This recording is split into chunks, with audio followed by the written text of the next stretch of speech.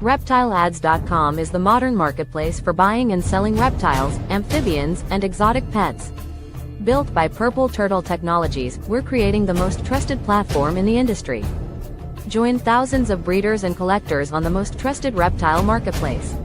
List your animals, connect with buyers, and grow your business with Reptile Ads. Enjoy our easy access to stores as well as a genetic calculator for your convenience. Stop by and check us out today.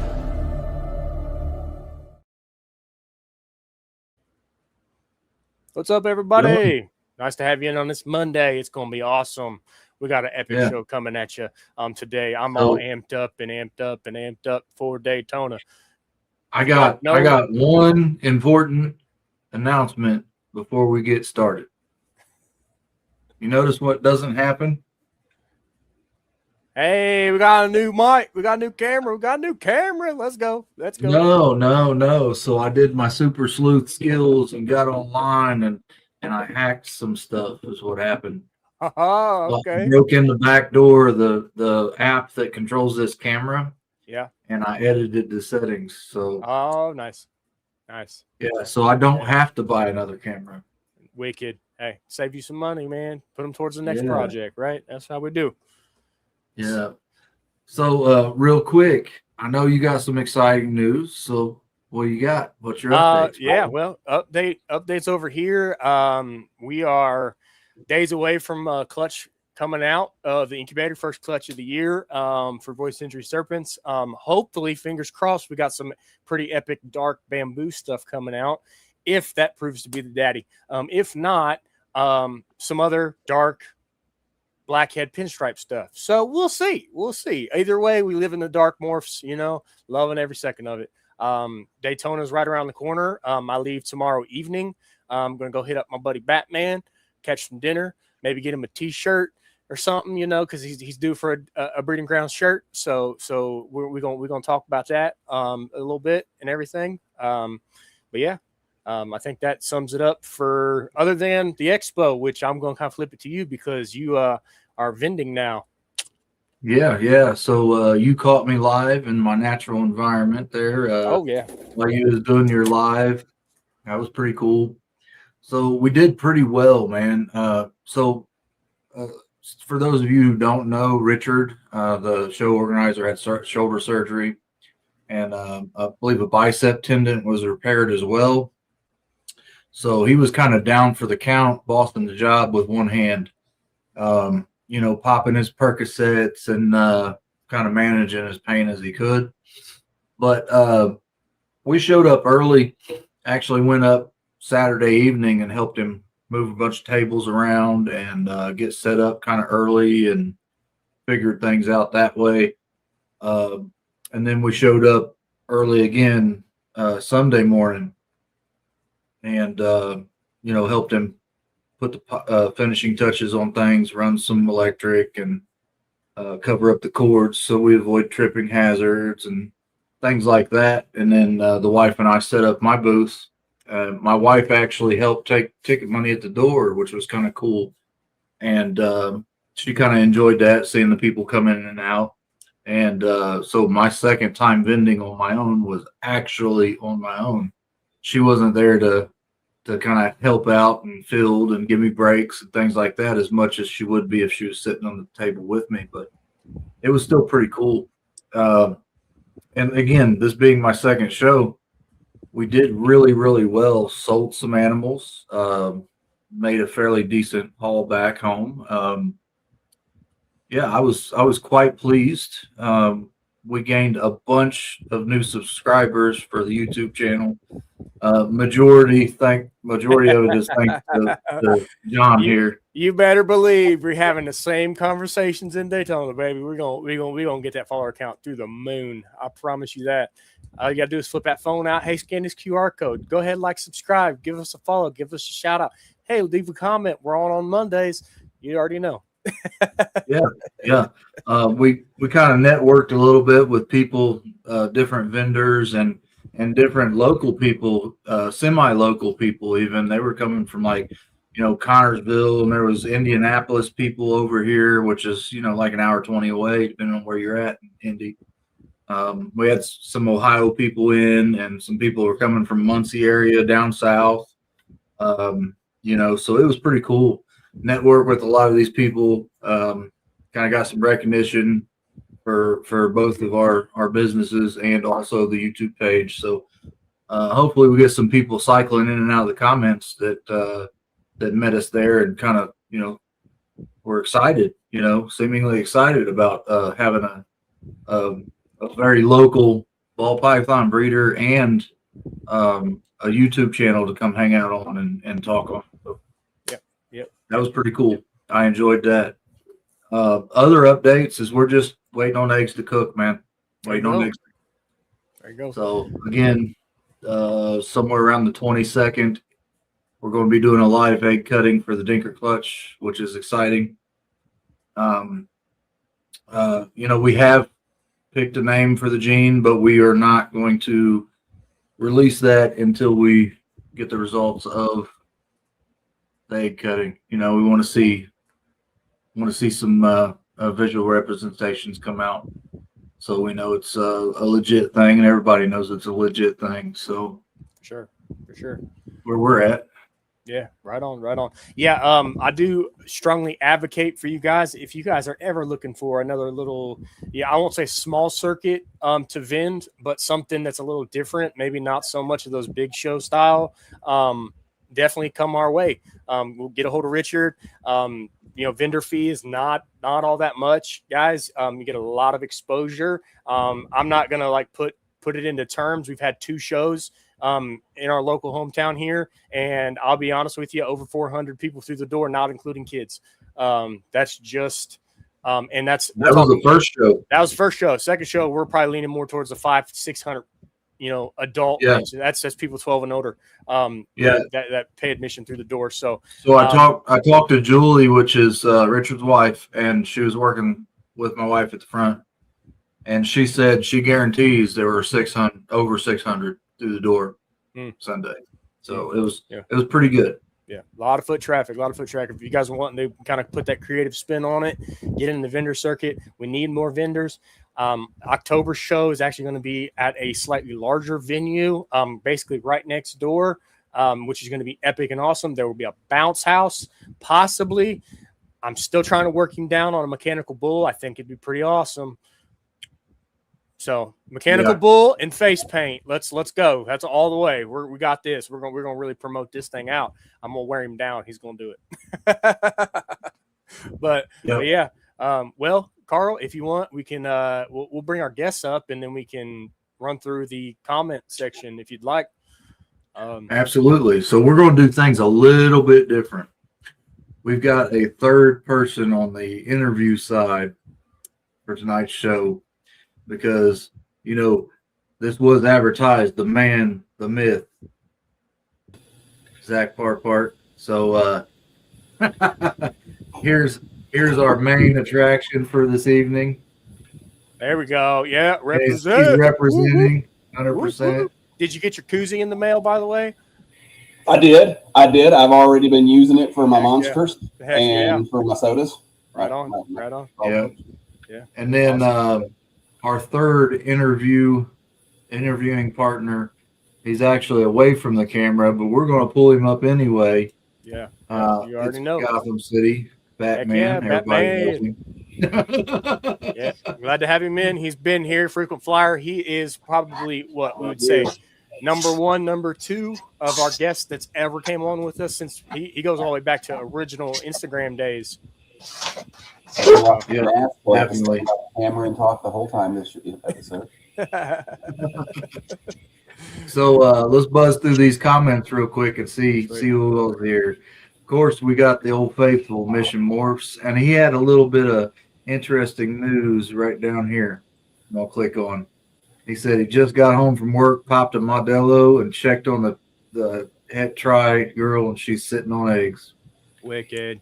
There He's going to finish his brew and listen in while he's pulling eggs. So he's got a little busy work. Odds gods to you. There we go. Yeah. Yep. And then we got our number 1 fan, Mitzi herself. Good to see you, Mitzi. Thanks for popping in. As you know, endless shrimp, all you can eat, $6.99. $6.99, 100%. We got my man Michael, Third Coast. What's up? How What's you up? doing? Appreciate you coming back. And we do know how to read the clock. It's just things were popping off in the comments in the back. So we got Nick stopping in, showing support. Good to see you. Good to see you. Thank you, Nick. We'll definitely link up in Daytona there, Nick, for sure. He did make a comment later on saying he gets in Thursday. So everybody that gets in Thursday, I'll be in contact with you guys. Maybe we can do some shirt exchanges and stuff. I'd love to represent some 666 Serpents. I'll be there Thursday too. Gotcha. So be hanging out. So I made it once or twice. We got brother Zac here, double dipping, of course. Oh, I've just begun to double dip. Kevin right here, he's actually a member of a Facebook group that I'm in, a group chat, and all Python breeders chat. He caught wind that Zac was going to be on the show, and he wanted to definitely show his support with Zac. Said Zac's been good to him, helped him out quite a bit. So glad to have him viewing tonight in the comments as well. Sure. Wicked. We got John number 22. Add to the list, right? We got a lot of them. Hey, Johns are always cool though. Hey, listen, Carl. Dickhead John. Right. Carl's got a rat mascot that lives on his vending table too. And guess what that rat's name is? John. Yeah, so it's a little stuffed rat toy, and we had a kid name it at Finley. They named it John. Yeah. So John's everywhere. Yeah. Now we got my man Jay stepping in for a little bit. Appreciate you. Yeah, he popped in yesterday when we went live for the giveaways and the little walkabout, which was pretty cool. I was glad to see him in there. Yeah, absolutely. We got Brave. Definitely a guy that comes in. He's here every week. So definitely appreciate the support. We got ReptileAds double dipping. That one. It's triple dipping. Triple dipping. Yeah. Wait. Where's the Husbandry Pro one?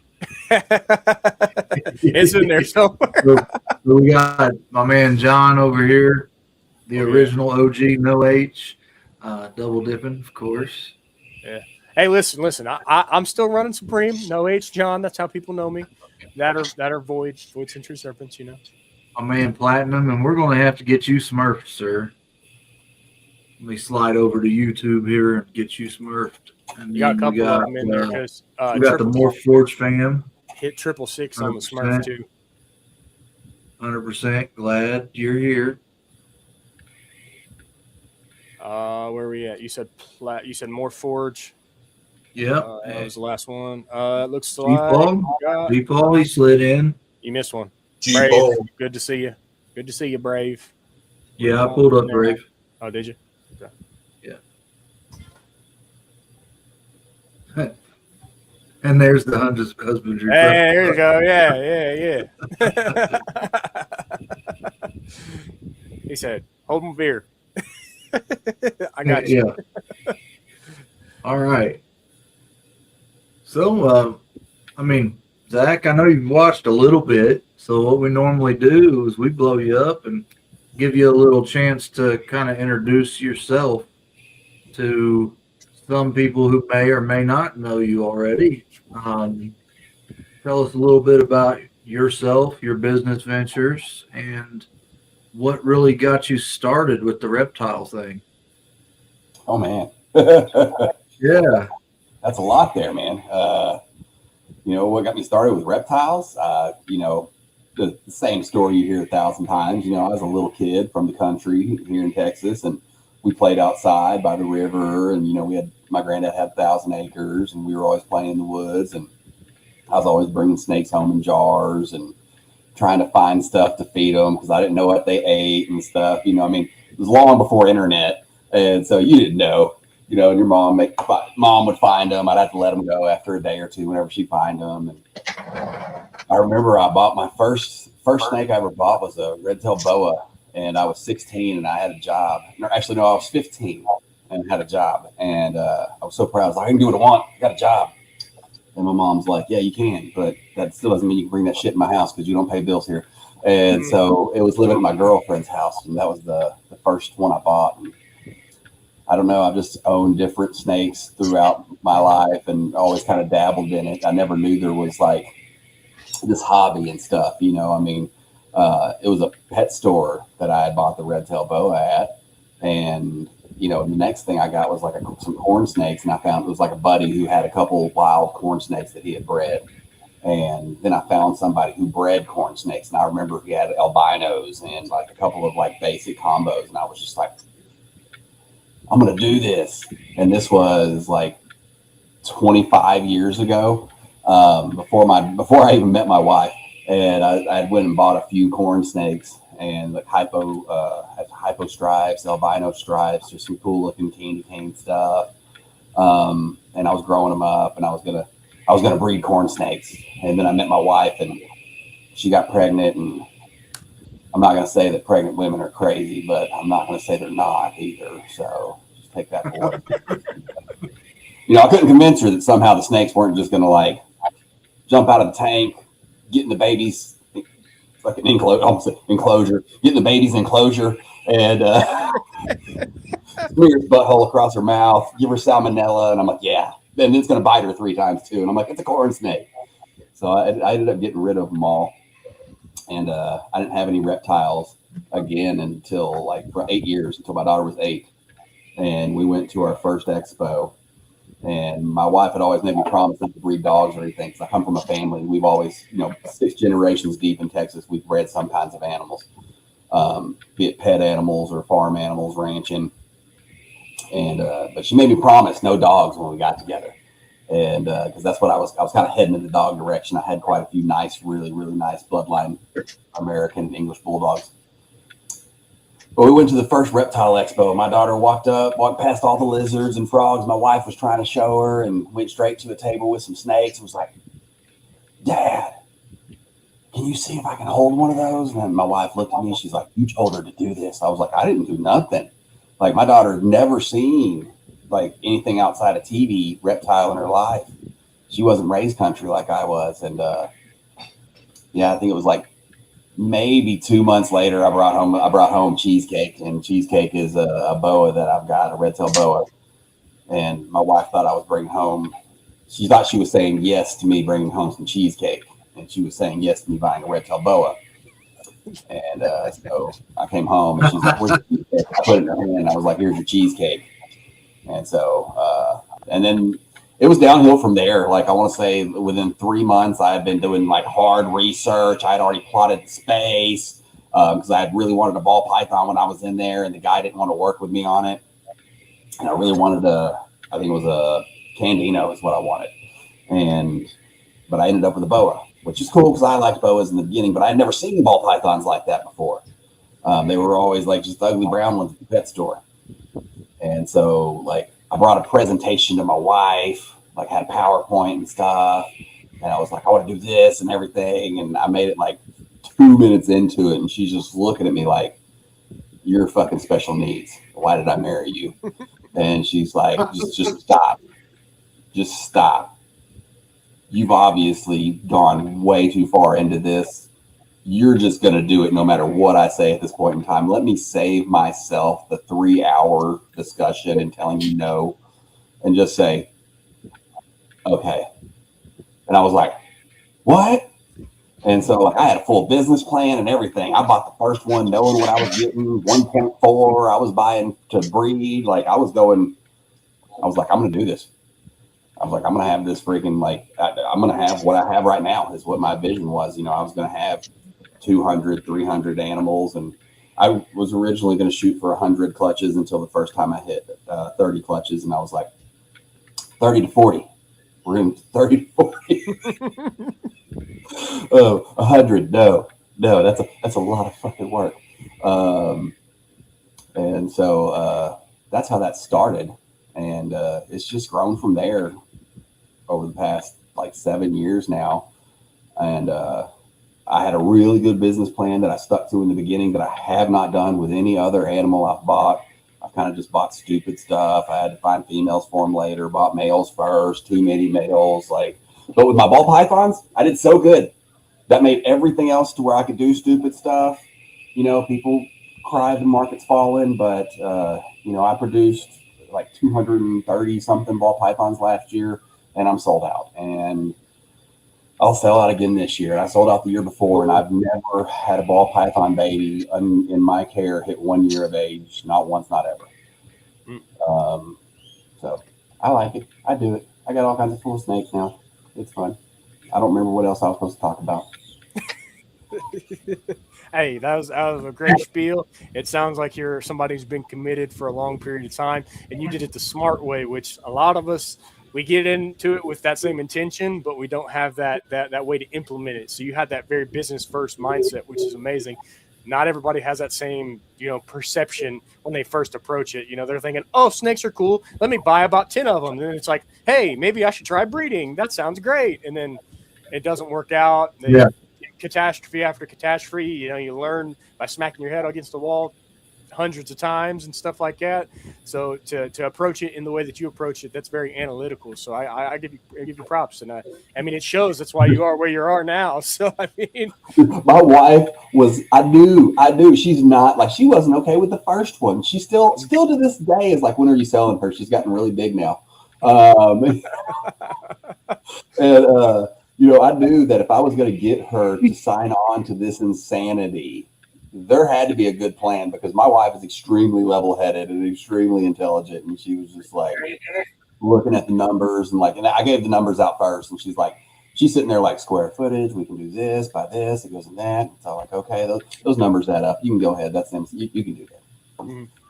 Which I give you, even to put a step further, you design mapped your whole layout and everything. So you were all the way down to every detail. See, like most people are like, hey, this project can produce this and this and this. And so you give projections over like estimated money earned once you sell and things like that. You went a step further. You said, hey, I'm gonna break it down by individual cost of everything.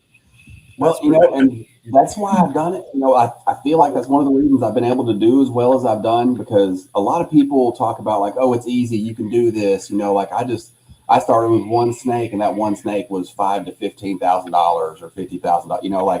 I jumped in with a small $50,000 to $250,000 investment. Look at me, you know what I mean? And no hate on any of that if you've got the financial means to do that, but I had a Harley that was paid for, and my wife wanted some money for a down payment on a house. I got $5,000, and all of that, everything I've got now has came from that. And I saved every dollar. Like, I knew exactly where it was going. My first clutches, every single dollar from every baby I sold went in an envelope, and I saved up, entire clutches to buy a single animal to replace that. That was, a single. I saved up 3 clutches to buy a male, because I needed to spend 3 times as much money on my males. And so, I was breeding normals to a spider inchy pos calico at the time. It was not calico. Just a normal to a spider inchy.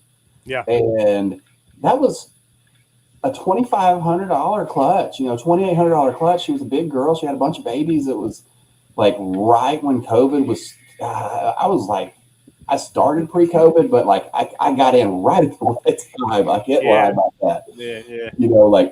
Selling freaking bumblebees for $275. And that's just crazy money for something so simple to produce. Right. Yeah, because when you look at it now, it's like, if you're not quad recessive, you're not in the money gun market, kind of thing. But it's those simple codom traits that really gained everybody's interest in the first place, that got people invested, because it's so simple yet so effective to draw your attention. To know that somebody come from that and is scaled to the level of having all those other traits and all those other morphs kind of flowing in, that's actually really cool. Because for me, it's like, how do you project where you'll be in 5 years? How do I look at it? How do I want to look at it? Obviously I don't want to, in 5 years from now, I'm not messing with the het game anymore. Hopefully I'm going visual to visual. That's the goal, right? That's the dream. But those are long odds too. But is it unrealistic? No, not necessarily. And it's crazy because the market changes. What I was going for in the beginning, I didn't like what I was making. I knew it had a purpose. I was making these byproduct animals to, you know, get these big investment snakes and stuff. And I remember just like selling everything I made hand over as fast as I could get it before I could even make it to a show. I didn't have to do a show for almost 2 years because it was just, I'd post a picture of the clutch. And it's like, I want it. And then all of my better stuff grew up that had genetics. And it was like, oh, I was making some visuals with hets and stuff. And I was trying to sell, you know, het this and het that. And it's like, oh, it got a little rough. But then COVID money came in and everything, all of a sudden those stuff started selling too. Right. But it's funny now, I'm going back to where I was at in the beginning, making the pretty stuff again that looks good, because this isn't the market for, you know, investment stuff unless you're making super high end. It's almost like right now with the way the market is, you have to exist like way up here in this super high end area, or be making pretty pet stuff. Right. You know, so I mean, I've got some super high end stuff, but it's like 10% of my collection now. And it's like, you know, like I've got some Bambino. I picked my Bambino next week. Nice. But then, you know, but it's, you know, a lot of my other stuff is, you know, for hypopides, clown pides, ultra male pides, ultra clown. There you go. Yeah. You know, yeah. There you go. I just put in 67 ultra males in the system yesterday that I've hatched out so far this year. It's been my best ultra male year. I'm an orange guy, if anyone doesn't know, you know. So listen, you're amongst like-minded people. Me and Batman, we're ultra male fanatics too. You got Carl over here with the Monarch. He's like, I'm gonna go Monarch, and I'm like, I see his point, because the browns, when it starts to like darken up as it ages, then browns really pop on the Monarch. I'll give him credit for that, you know, but it's not like your normal muddy brown. It's like that real like nice. Like, you got to hit that ultra male B. You got to hit that burgundy line from overseas. It's got that nice. I've been messing with a lot of that from, you know, Ryan Young had it all up in his collection, and Nick. I can't believe I'm blanking on Nick's last name, but I got a bunch of ultra male stuff from Nick too, and his stuff all originated from Ryan, whose stuff was all the burgundy to Bjorn, the B line, and it's just darker and richer. And then I did black, you know, most of the stuff I'm breeding right now is from my blackhead ultra clown that I got. So it's all, you know, blackhead is just like, I'm like, man, you like Monarch? Here, let me check out this blackhead ultra clown stuff. And it's just like that rich, dark tones. I get it. Everybody calls me the clown hater. You say clown, I'm like, well, maybe not. But hey, it's still nice. Because, you know, I mean, it's the #1 genetic out there. You know, and it is.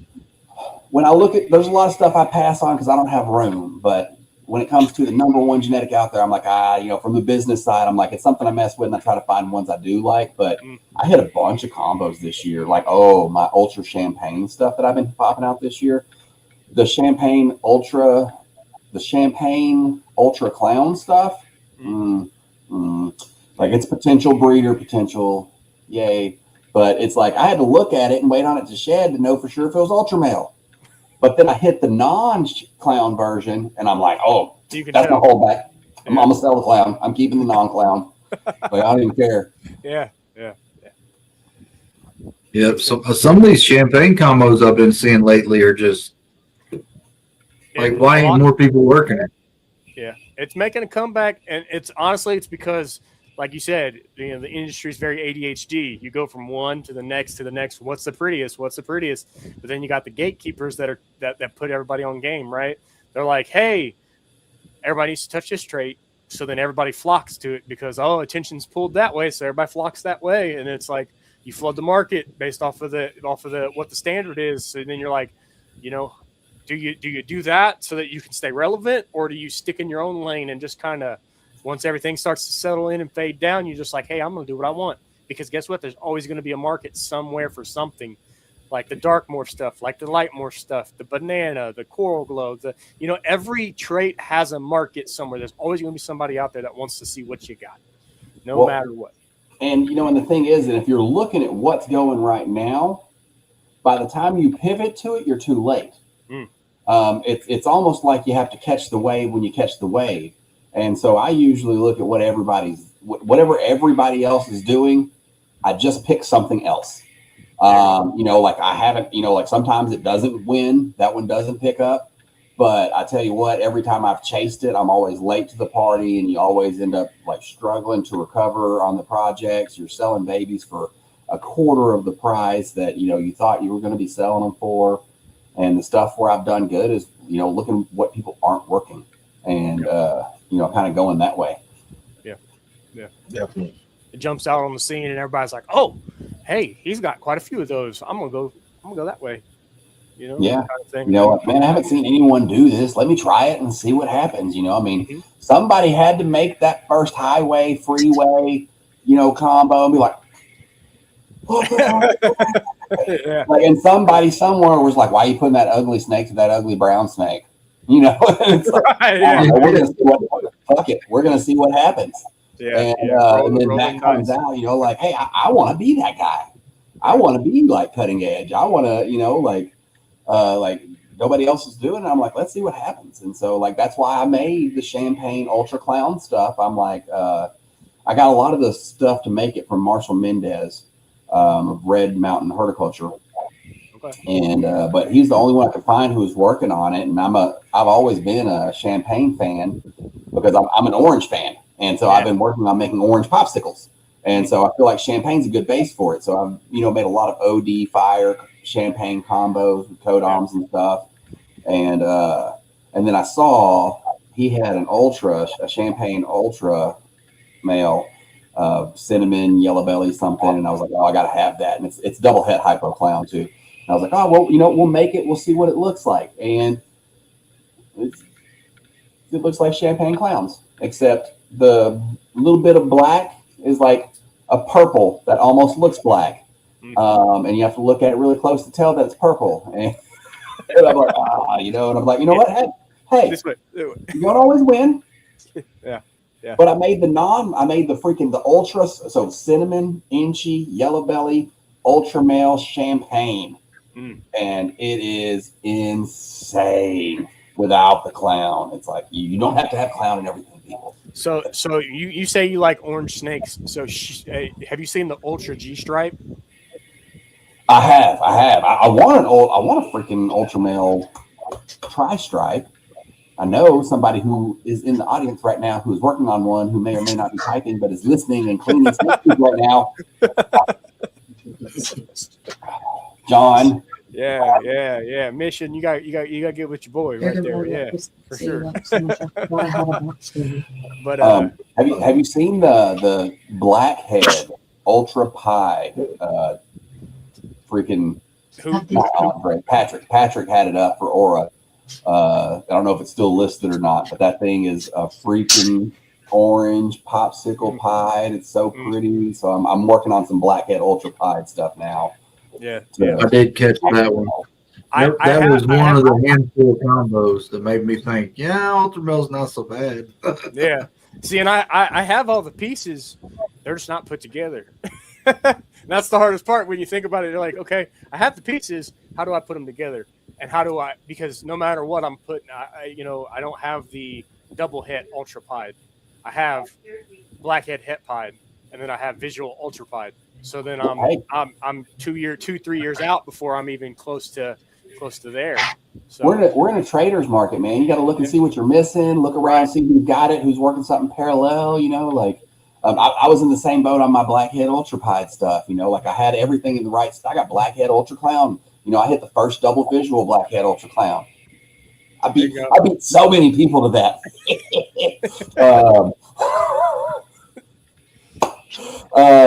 But you know, I didn't have it for the pied. And Jack from Southern Star Reptiles, he was so cool to hit me up because he kept missing on his ultra male stuff. And so we got together and he had I picked up a fire blackhead ultra male het pied male from him. He's like 200 grams, 250 or so. You know, I'm growing him. And he's getting a blackhead ultra male het clown from me. And we're trading off that way. You know, I mean, and that's kind of a market we're in right now for a lot of the stuff. If you're looking for, you know, some of that project stuff, this is a good trading market. You know, like you couldn't do it during COVID times and stuff. No. Nobody wanted to. They were like, no, I'm holding off for cash. I don't do trades. But right now, you got ball pythons. I got ball pythons. What kind of ball pythons you got? What deals can we make? You want to collab on a clutch? Yeah, You know, kind of that kind of stuff. Yeah.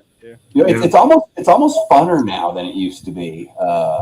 You know, because like everybody was just seemed so much greedier whenever it was COVID, because everybody was selling out. It's like, no, everybody was firm on the price on everything. It's like it was going to sell if you just waited 2 more days. Right. Yeah. Nobody was willing to have any wiggle room. You know, those open to offers signs on tables, they came off the tables real quick. They're like, nope. A lot more camaraderie now, you know. I mean, people are less scared to throw an offer than they used to be. Yeah. Yeah, I could see that 100%. Jacksonville on the way to drop off a couple. So, I mean, we've talked ultramel and we've talked ball pythons. Tell me a little bit about the other species you're playing around with. You and I had a conversation not that long ago about some ground boas. So I've got a few. I've different species. I've probably got over a dozen now. I know I'm at 10. I hit 10 or I hit 11 species this year for total reptile species hatch so far. So I'm like, I finally hit double digits. I was real excited about that. But my most recent asphyxiation is the Viper Boas for sure. And I've kind of tunneled on the Viper Boas. I've got 2.5 Viper Boas now. And I'm looking for at least one more male. Maybe not at the moment, but are they as bad as they say? Are they as bad as they say? They're just they're pistols. They're wanting to hit you up every time you turn around. No, dude, they're so bluff spicy. Like they just sit in there and they'll just sit there, like, and they'll let you touch them, and you're like, oh, this thing's so cool, and you're like, oh, man, everybody's so, oh, what the fuck? Okay. Like they'll just sit there like I don't even move. Like especially if you're cleaning their enclosure, they won't move an inch. You can clean their whole enclosure, move in front of them. They're like, I see you. I ain't moving. I am not moving. They just think that you do not see them unless you touched them. And but they're more flighty than bitey. Like they'll bluff strike a lot. Like they will. Like I've been bumped several times, but I've never had one get me yet. Okay. And like my big male, I've got proven 1.1 pair, captive bred pair, and that male, even being an F1, was like I was told when I bought him, you know, he was a little on the spicier side for one, but no, he's bumped me 2 or 3 times. But once he bumps me 2 or 3 times, and I just keep messing with him, I've never seen a fat man run so fast. Those little things like shoot out of my hand, out of the tub. I'm like, oh shit. I mean, they're just gone, and you wouldn't expect it because they just sit there and they never move. But when they do, it is lightning, and they strike so fast too when you're feeding them. But you know, I've got a proven pair that's like a bigger pair, and they're in a 70 series tub breeding right now, and they could probably be in like a 55 or a 40 series tub or something. You know, so. You know, I look at it kind of like hognose. Like it's like a cute spicy to me. Like especially when they're little. You know, they're like, I'm like, oh look, it's trying to get me. You know, but they're like little worm-looking fat things. You know, I mean, it's not scary. You know, it's like I look at it the same way when my hognose is off. You know, they quit doing it if you just mess with them. So I'm hoping it'll be good. You know, there's not a lot of people breeding them. I think size-wise, it's a good one to bring into the pet market. You know, they're food needs aren't hard. Their care needs aren't super hard. Just throw a humid box in there. They're really hardy. Nobody wants, you don't want any of these animals to be neglected, but, you know, the pet industry is bad about neglecting anything you give them. And they are one that is like, seems to be a little more tolerant of stuff like that. So, you know, I mean, if you're not giving it to somebody, it's like, oh, it's just going to drop dead on you because, you know, like a rainbow boas and stuff. I had several of those drop dead whenever I was selling them. People, man, I know multiple people killed them from the humidity not being high enough, and they would just dry out so easy. Yeah. But I don't know. I'm super excited about it. I got some morphs. I think I've got 2 red bellies, which I'm pretty sure from my research, I know the people who've made like the super red ones have bred red ones to get the super red ones. So it hasn't been necessarily proven it's a genetic like a super or something, but the results that I've seen, the very, very limited results look like that. So I'm going for it. I got a wild caught pair of red bellies, you know, male and female. So we're going to go for that. And then I got a female that's wild caught and she's ready to breed. And she looks like she's going to have to be either T positive or hypo. And that made me start pondering the question, how do I determine whether or not it's T positive or hypo? She has no black, but hypo can be no black, right? But it's all different shades of brown. That would be T positive. I don't know. I'm going to breed it, see what happens. It's fun. Yeah. Yeah. They don't take up a lot of room. They're niche. You know, you don't have to worry about a whole bunch of people. You can look for captive bred ones and you just don't find them. You know, you show up at the show with them and they're going to disappear. You know, they're not hugely expensive, but they're not cheap.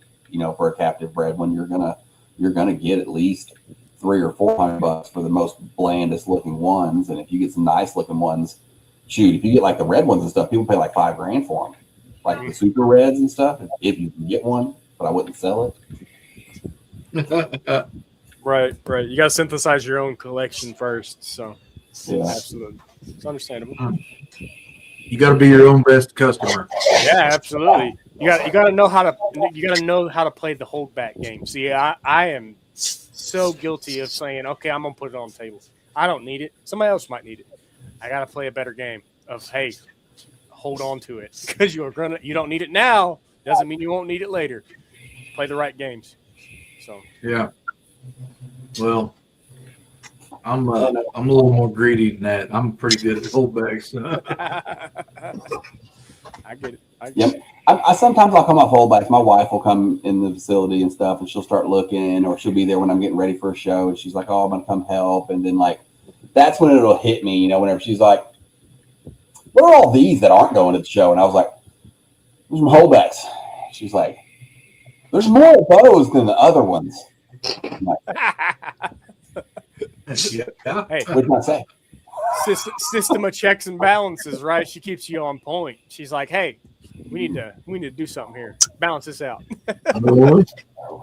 Like it was so much funner and easier whenever I wasn't like, I'm not at capacity. You know, I hate to use that term because it's like, you know, you can always fit more stuff. We can pile it to the ceiling. You know, I mean, but I'm where I want to be for size. I don't want a bigger building.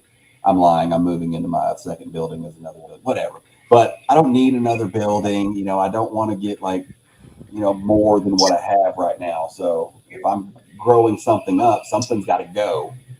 And the stuff I'm willing to let go of gets smaller every year. So that means I have to freaking hold back less every year. And I haven't seemed to master that part yet. So I'm starting the wall there. Gotcha. Yeah. Gotcha. Yeah. I mean, there's a certain size that I'm comfortable at as far as, you know, because I still work a day job and the whole 9 yards. So what fits into my life? And that's going to be one of my constraints, right? Yeah. And I think I found that magic number finally. Free pro thing and freaking 200 to 400 animals in my facility at any given time. That enables me to be free to do the ReptileAds thing, to not have to work a square job too. Yeah. But it definitely makes it much more a grind. Like it takes a little bit of the fun out of it sometimes because it's like those bills come in even whenever, you know, like I don't feel it, you know, like those animals still got to eat every week. You know, like I buy my feeders. My food bill is absolutely $1,200 to $1,600 a month, every single month. And that don't give a shit if I don't feel like selling a snake, or if I don't give a shit if I don't have a snake to sell. Yeah. Yeah. I have to always have snakes to sell. And then, you know, that's something too that I've heard you talk about. You decided not to breed rodents and pay for feed instead of breeding them because that's extra labor too. You got to factor that into your equation. Yeah. Yeah. Because, you know, I've joked about this too as well. I've spent more time looking for rat balls than I have, you know, cutting hatchlings or maintaining snakes. Yeah. You know, and that's just the cold hard facts. Yeah. I'm a rodent breeder with a snake problem. I refuse to breed rodents. I don't care how big I get. It's just going to be a bill. keep my day job. You know, I did it, and I did it for several years in the beginning until I developed allergies. And then I had an employee who did it for, you know, a couple of years. But it was always a headache. And then once you factor in having to have an employee, or I have to have a full respirator with long sleeves, gloves, everything. I can't have anything in there touch me. Freaking, like I've been at the hospital a couple times over it. Like it's pretty serious. Right. And so it's like me doing it's not an option. Like just for me to poke my head in there, I've got to have at least a painter's mask to just look in there real quick. A painter's mask and goggles. And you know, and then employees let you down, stuff happens, you still get flood outs, chew outs, you know, like no matter how good you do on things, nobody will take care of it as good as you take care of it. No matter how much you pay, you can't pay someone to care more. You can't. There's no dollar amount on that. That person is either a good employee and they're going to care for $5 an hour or $50 an hour, and that's just a moral thing. So it's a hard thing to deal with. And once I ended up in a position where I moved, I had a new rodent facility. It was 12 by 24. And I'm now like real central to DFW. I'm in a fairly populated area. And, you know, we've got probably the second largest reptile community in the United States here in Texas. And so I was able to find somebody who needed rodents and needed to breed rodents, but didn't have somewhere to do it. And basically was able to work out a deal where I provide a facility and they pay their rent in the form of rodents. And so they bring their stuff, they do everything there.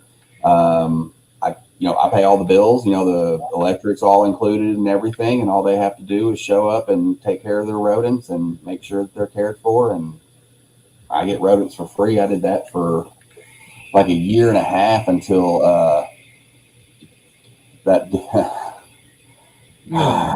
I still won't say his name, but that guy, he showed up and cleared out my entire building when I was at a show one weekend.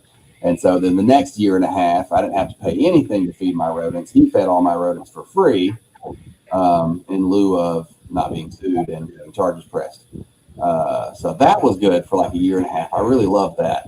And then I just once that was over, I hadn't produced feeders for myself in like 3 years. And I was just like, I can't do it. All my equipment was gone and stuff because that dude had stole it all. And so I was going to have to buy all new breeder equipment and then a new employee, do new colonies, everything. And once I put pen to paper and you add the employee in there, with all your stuff, and then you look at buying it, and it's like I'm close enough to get it from a national supplier, so I can get it probably cheaper than most people can. And it just ended up only being about a 25-ish% increase of what I was paying. If you're doing everything yourself, it's like a 75% increase. You're saving 75% of the cost easy doing it yourself. Yeah, I was going to say right there, that's the guy to talk to. Yeah. His scale on his rodents is insane. He's got so much overhead, it's not even funny. I've never seen a guy be so systematic with rodents. This guy does it well. Very, very well. So I give him mad credit for being able to tolerate the amount of rodents that he scales and the snakes that he was doing. That pressure building, I never saw him crack once. So I'm mad credit to him, man. We've lasted through this podcast for over a year now, and we got a lot of you guys to thank for it. Zach, you became a sponsor pretty early on once we got over to the Breeding Grounds channel. Batman, you've been with us since day one, man, and we just, you guys are awesome. And I want to hype you guys up big time. I look forward to meeting you both this week, but I got to hop out of here for just a brief moment. I'll be back. I got to go take care of something. So I'm on Carl, if you want to drop me backstage, I'm going to mute my mic and my camera. I'll pop out, and then you guys can kind of take off, and then I'll be back in with you guys here in just a second. Okay. Cool. All right. We'll see you in a minute, gentlemen. Yep. Sounds good. Wait. I'm just saying. Well, yeah. I'm doing it now just to. I gotta relabel all this back here. So yeah, husbandry is where it's at for me. That's all I'm saying. Yeah. I honestly don't know where I would be at with Husbandry Pro. Like, I'm so ADHD. Like, I remember being so proud of being able to just remember all my snakes' names and where they came from and stuff. Like, until I got to I was in the 30s, close to 40, whenever I started slipping on when they were born and how old they were and who produced them, where I got them from. And it's like, because I didn't realize any of that crap was important in the beginning. And man, the random shit I started popping out, like, because I was, like I was buying random snakes from random people in the beginning. I was being a little bad, I was like, whatever I could get, wherever I could get it. And like, oh shoot, if I buy that rack, I get all the snakes with it, send them on. I was just building my collection however I could back then. I wanted to get, some adults in there just making something. And I was getting random white snakes, like stuff that wasn't supposed to be out, like not making sense. And it didn't take, more than, I think my second year, I was like, okay, I got to keep better records. And I was using Reptile Scan. And so I've tried a bunch of other ones and they were all just ass. And then I tried Reptile Scan, and that one was pretty decent, but I still had all these spreadsheets for like feedings and for like keeping up with like what reptiles I need. The big thing for me was always a pull list because I was still feeding frozen thawed back then. Like, and even when I don't feed frozen thawed, like I want my list. Okay, I know this week I need 87 mediums, I need 37 smalls, and I want that all in a nice little list for me. And that makes it easy for me. And they didn't have that. And Husbandry Pro did and they had just launched. And so like I got on their alpha testing, like right in the very beginning. And somehow I ended up working for them. I bugged the shit out of them with all my ideas and stuff until the owner started talking to me directly. And like after a couple of years of that, he's all like, why don't you actually like help me do some shit? And I was like, okay. Like I said, from day one, when I started with 3 and ended up buying 9 at one time from my homeboy Derek Carpenter at H&D Reptiles, he's like, bro, I'm gonna give you get the first month free and everything else, and this is how you keep up with your snakes. Ever since I'm in here, cool, you bro, run it all day. I want to learn a new system. It works. I'm gonna run it till the wheels fall off. That's what I'm gonna do. Yeah, and I will tell you, because I played around with them, like, no, I don't have a paid subscription. The Husbandry Pro. But I played around with it, right? And to print out the labels and stuff for your displays at shows and for your racks and things like that is so much easier than on Morph Market. Oh, dude. Well, theirs is like, oh, we have this. We're a platform. We're Husbandry Pro. It's purpose built, and it's the reason. Everybody wanted Husbandry Pro to slap on this big market and stuff, and just compete directly with Morph Market. And we looked at doing it and stuff, but I'm the one who developed. Well, I didn't do the coding, but I did the design and everything for their little market that they do have. But we looked at it, and to turn it in, you would have to turn it into a listing site. Like you can only specialize in one thing. You can't specialize in multiple things, like especially when you're adding it to a program that's already really robust and it's already been there for years with pages and pages of coding. Like it just always comes, it'll always come across as an add-on, instead of, intended purpose. And I understand that, their biggest thing is, hey, come list your stuff here and sell it. It's not use this as a vending tool or a husbandry record keeping tool. Those are just like extra little kind of things they've tacked on, right? And then I get it fully. Yeah. And, it's just, I don't know, it's super nice because I do 30 plus shows a year, and to be able to, I used to do it without, I started doing shows. I didn't have Husbandry Pro, and, and it was paint markers. It was freaking a label machine until I get cramps. It's like I worked in a law firm for almost a decade. My hands cramp when I think about typing like something. Like, literally, like I've got tendonitis so bad it's not even funny. And it's just, no. I even had one. I got a good one.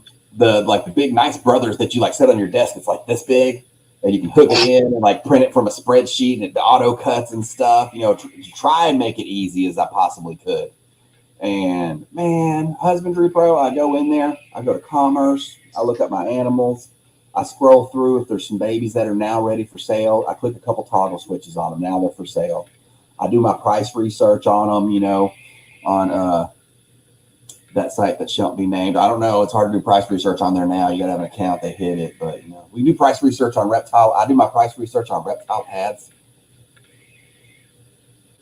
But you put your prices in right there. I go to my label machine, or I go to the label in there, and I just click print, for sale, click all, print, walk away, and I go do something else. I come back, I'm staring at 78 labels sitting there. I slap them on my display, slap the animals in, and I'm good to go.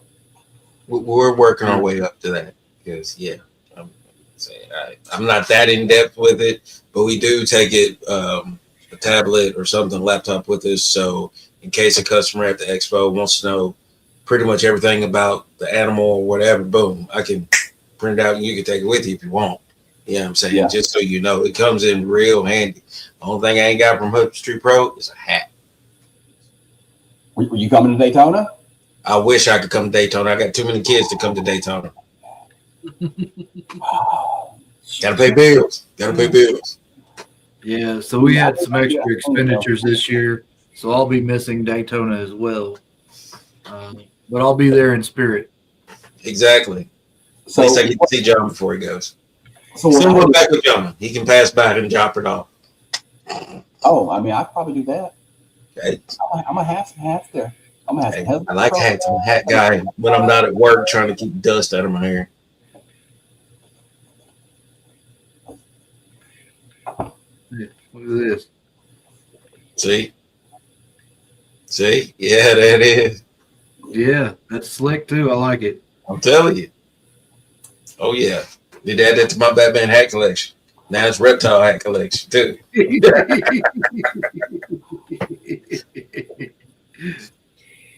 Yes, sir. Get some good stuff. Oh, man. Yeah, but so I split those off. I use the removable labels so they don't leave junk on my displays. And then I just peel the label off whenever the customer goes, and I slap it on a business card and send it with them. I need that. They can scan the QR code. So I put the QR code, make sure you have your QR code set to public before you start printing all that shit, because you'll be printing the wrong QR codes and they'll scan it and it won't say nothing.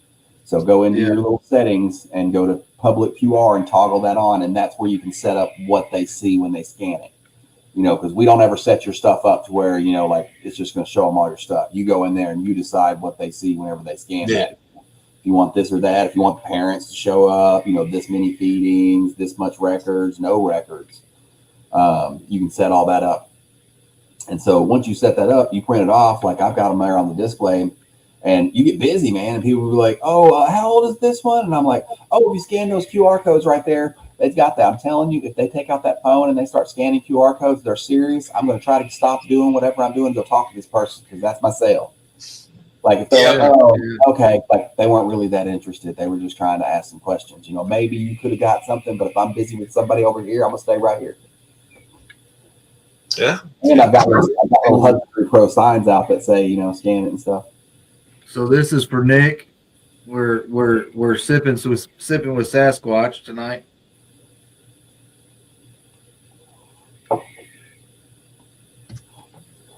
I had to quit drinking on podcasts. I was told by somebody that I'm more of a public figure now, and I'm not supposed to be publicly inebriated as often. I sipped his water with you. Well, I'm not out in public, so I'm sitting in my own house, and I don't know. All I do is talk more when I'm inebriated. So I'm gonna talk anyway. It don't matter. Wherever, it don't matter. I'm talking. I try to be more neutral. I try to keep, everybody's got opinions. They're like assholes, and I try to focus on keeping mine to myself. And that makes for a happier life, I find. And apparently, I say that all the time. Opinions are like assholes. Everybody's got one, and they all stink. So there you go. Exactly. Exactly. Man, I can't wait to go to Daytona. I went. I didn't go last year, but I was there the year before that. It's the first time I ever got to go. And I don't know if I had to pick one show to go to anywhere in the U.S., it would probably be Daytona, because I went to Pomona, And Pomona was good. Like Pomona would be my second pick. If you know, like that's the toss up is between Pomona Super Show. You know, if you're way closer over there, you know, like that is a badass show. I did that one once also. And Tinley's always fun. Tinley's good, but I don't know. Daytona, you're at the beach. It's like a block from you can walk to the beach. And the hotel that all the vendors and stuff stay at is on the beach. So that one's like a really, really fun one. So I'm excited for that. So shout out to the RWO as well. They are sponsored by Husbandry Pro. Yeah. RWO 60. Get that 60 days free. You can check it out. We got the new Husbandry Pro next. If you haven't heard, you heard it now.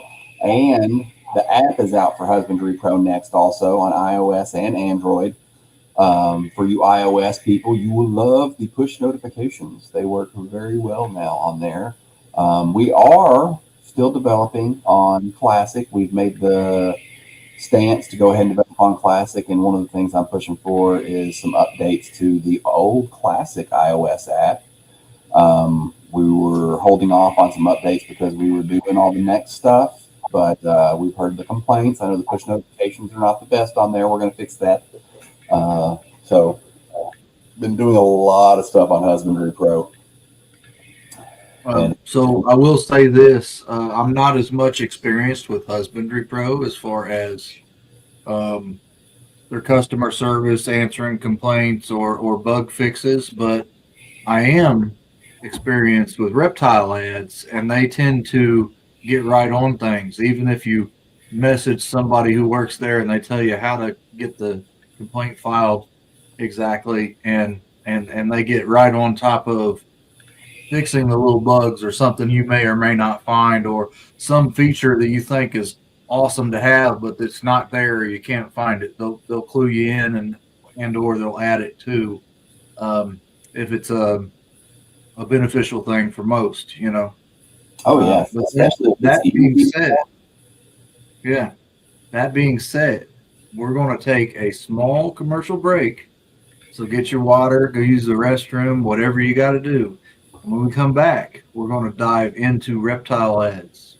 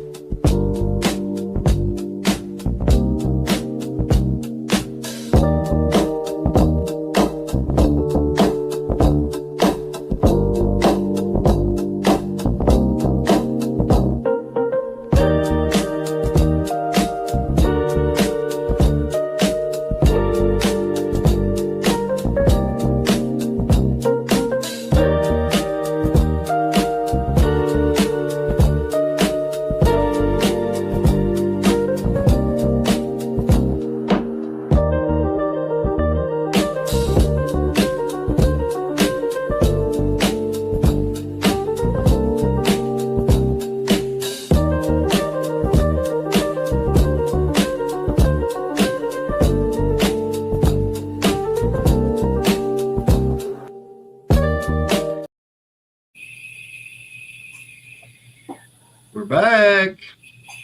All right. So what was the brainchild? What was the thing that clicked for you that said, I'm going to make this app ReptileAds and I'm going to do this thing?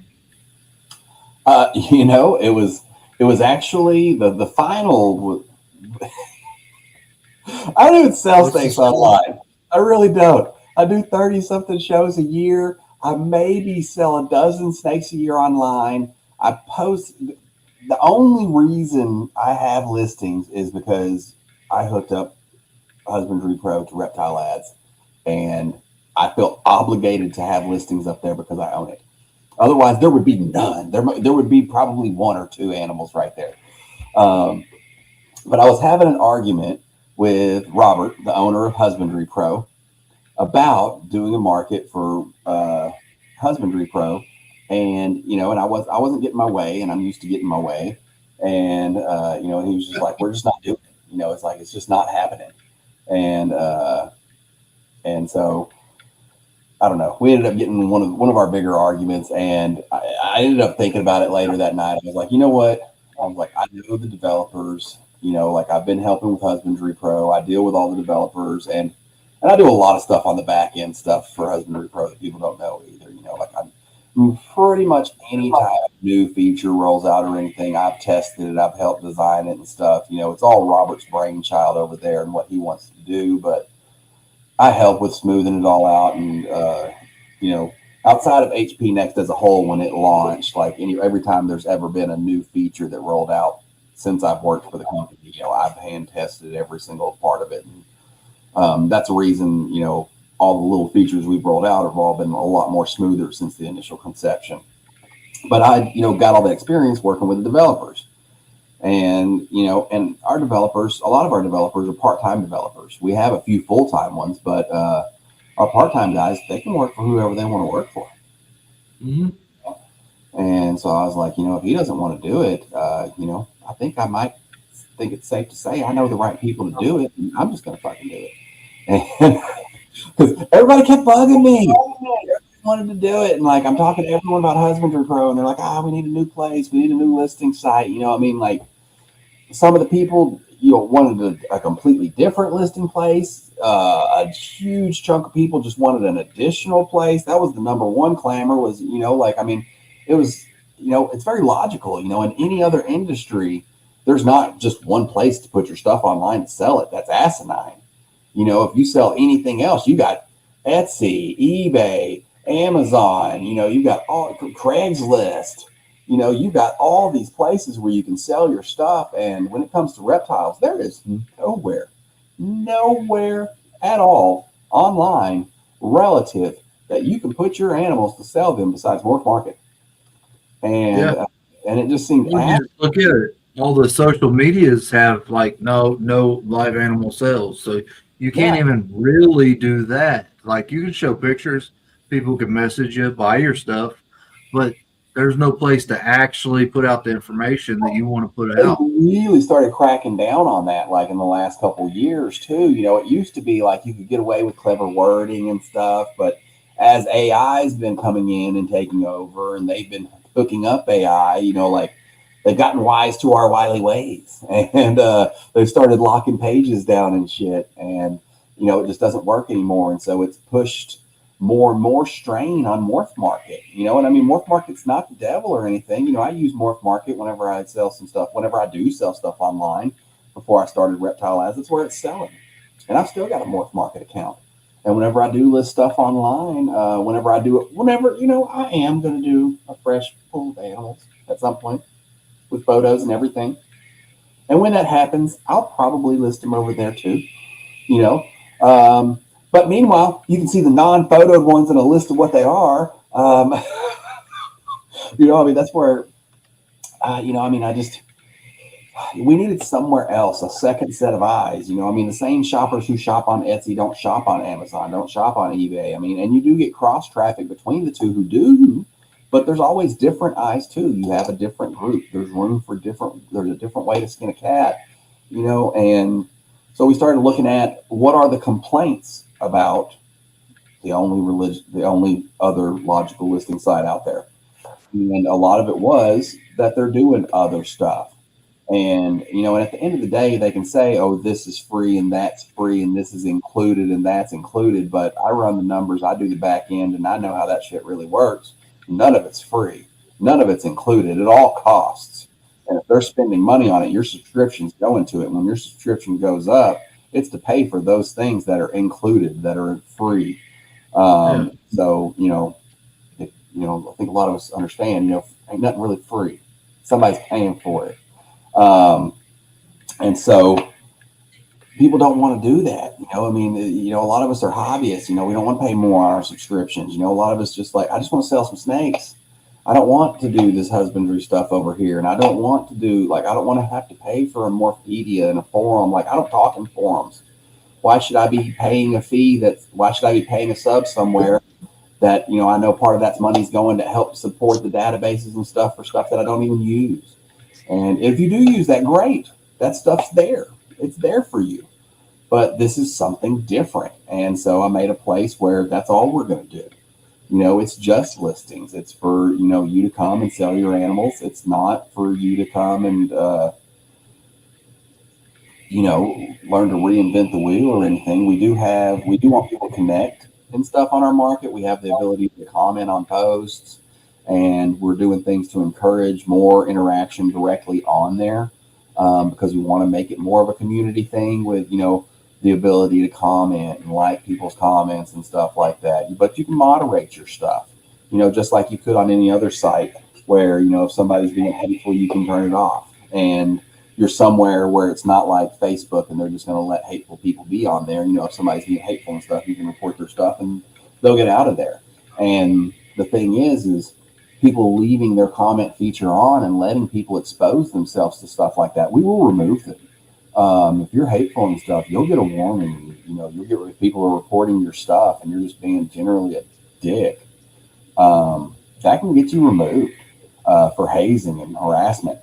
And I want to build a different community there.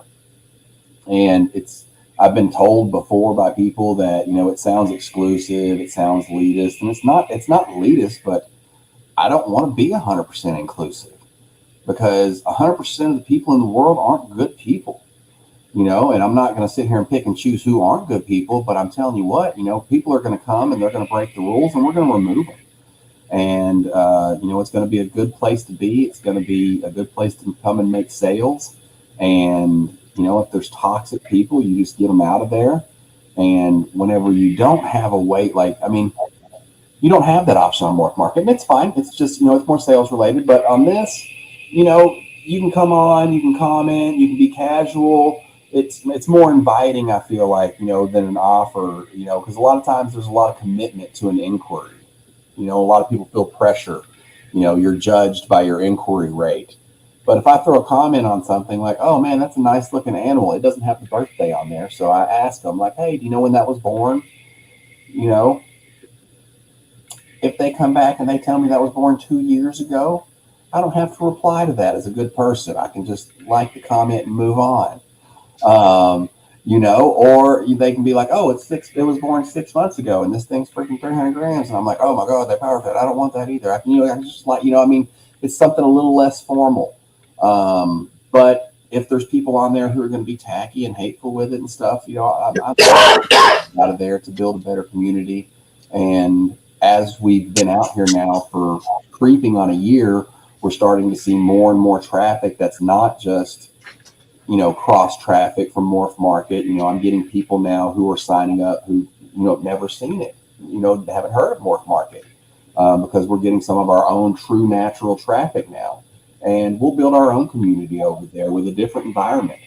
Like we took a big stance with the no auctions. I've been a little outspoken on that. I've bought animals in auctions. So I can't throw the first stone, but, I'm not the biggest proponent of it in the way that it's been implemented in places that it's currently available. And it's not something I want to bring over there because I don't think at this time in the state of the economy, and not just the general ball python market or the reptile market, but just the general state of the economy, it's not the right time for the type of auctions that I would view to be healthy for the state of the animals and the market. And so it's something I took a stand on we won't have over there. And some people won't come list their stuff over there because of it. And, that's okay. There's going to be people who do come and list their stuff there because of that. And that's okay too. There's room for stuff to be different, and there's room for different people to get different eyes on your stuff. And we can try new stuff. We can do new things. We can all coexist and make money and support the health of the hobby. Yeah, and I'll be the first to admit there's things I like about both platforms. You know what I mean? There's a lot of stuff that I don't use on Morph Market. Just like you said, the forums, I don't participate in that. And that's honestly something I probably won't participate in ReptileAds either. You know what I mean? Right, well, that's what I'm saying. I mean, even the open chat, if somebody asks me a direct question, I'll entertain probably, unless it's like snide or rude or something like that. Otherwise, man, I'm just there to literally list my snakes, and that's it. you know. I ain't got So, time for no BS at all. It's not in me to do any of that. I'm grown. I ain't got time for that. So yeah, I choose not to do all that. Leads to bad things. Yeah. Yeah. We haven't actually had any abuse of the chat system. Oh, well, I take that back. We did have a data issue. Well, not really a data issue. We had an issue where new accounts could comment on the timers we had set was per post instead of account wide. And so new people were able to come in and comment on multiple. You could go and comment on different ads. And so there was one episode where we had somebody come in and do a little bit of some spamming. But we took care of that. We were on top of it within 20 minutes. We were going and deleting them and stuff. And, you know, before the day was out, before 24 hours was over, we had new steps implemented that, you know, stopped where nobody can do it again. And you have to get verified to comment more than so often and stuff like that. A lot of different other anti-spam stuff that we've done. So it's all been positive so far. All the comments and stuff that we have seen have been, you know, like, oh, that's a really nice combo, or somebody asking specifically what was the pairing on this. A couple of those I have seen them lead to sales because I do look at everything on the back end and, you know, been kind of babying everything to make sure everything's working smooth. I will say that there's basically no ticket time now. Every ticket is reviewed nightly. And so it's been at least looked at, and usually within 12 hours, a fix is done if it's some sort of an actual bug. If it's a feature, you know, some little stuff might take 24 to 48 hours. We've been throwing stuff in like that. Little small stuff's easy. As we work on bigger stuff, which hopefully we'll have some bigger stuff out right after Daytona that we can talk about a little more. But we've been doing a lot of cleanup work lately. I'm sure if you've played with our app lately, you'll probably love it. We have done a lot of changes since we dropped the original app. We've actually updated the app version several times already since we dropped it in March. And, you know, the user experience on it, all the feedback we've got has been very, very good. And I really invite you to make sure it's updated and log in again and check it out if you checked it out in the beginning, because we're so on top of it with the way we built our system. We're able to roll out changes to our app like overnight, and a lot of other platforms aren't able to do that. And so we take feedback really good on that, and we're able to just roll changes super fast. We've got a new version that'll be rolling. You'll actually be able to update tonight or tomorrow night whenever iOS approves our change. It usually takes about 12 hours for iOS. It's not quite the same day as it is for Android, but we'll be pushing a new one that cleans up some of the menu options there on the menus and makes them match exactly with the menu options that are on desktop. So when you go between desktop and the app, everything looks the same and familiar, and it's not like you have to learn something new again. Yeah, so I heard a little drop there. Another reason to choose Android over Apple. Yes, You get the updates from ReptileAds same day, guys. And I will say, like, if it's small stuff, if it's not where something's broken and it's like a little small tweak, we do actually roll out like iOS. We'll wait until there's like a couple, and then we'll do an iOS because of their processes a little bit more involved.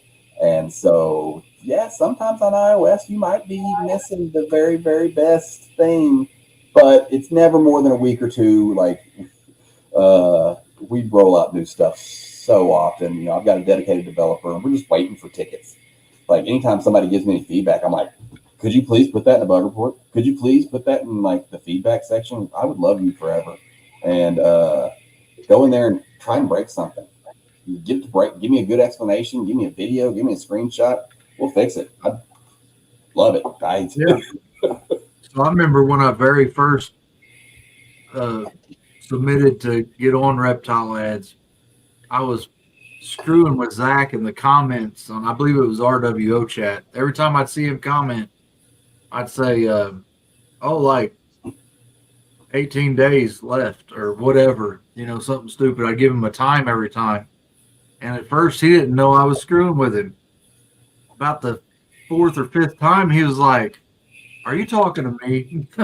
I'm like, "Yeah, I'm talking to you." I said, "I signed up for ReptileAds, and I still haven't got my approval." So he went in, called me. We got in there, we figured it out, and something happened with, I don't know whether it was on my end or the site's end, that like it didn't show up for them to approve my account, basically, in a nutshell. So he got me squared away.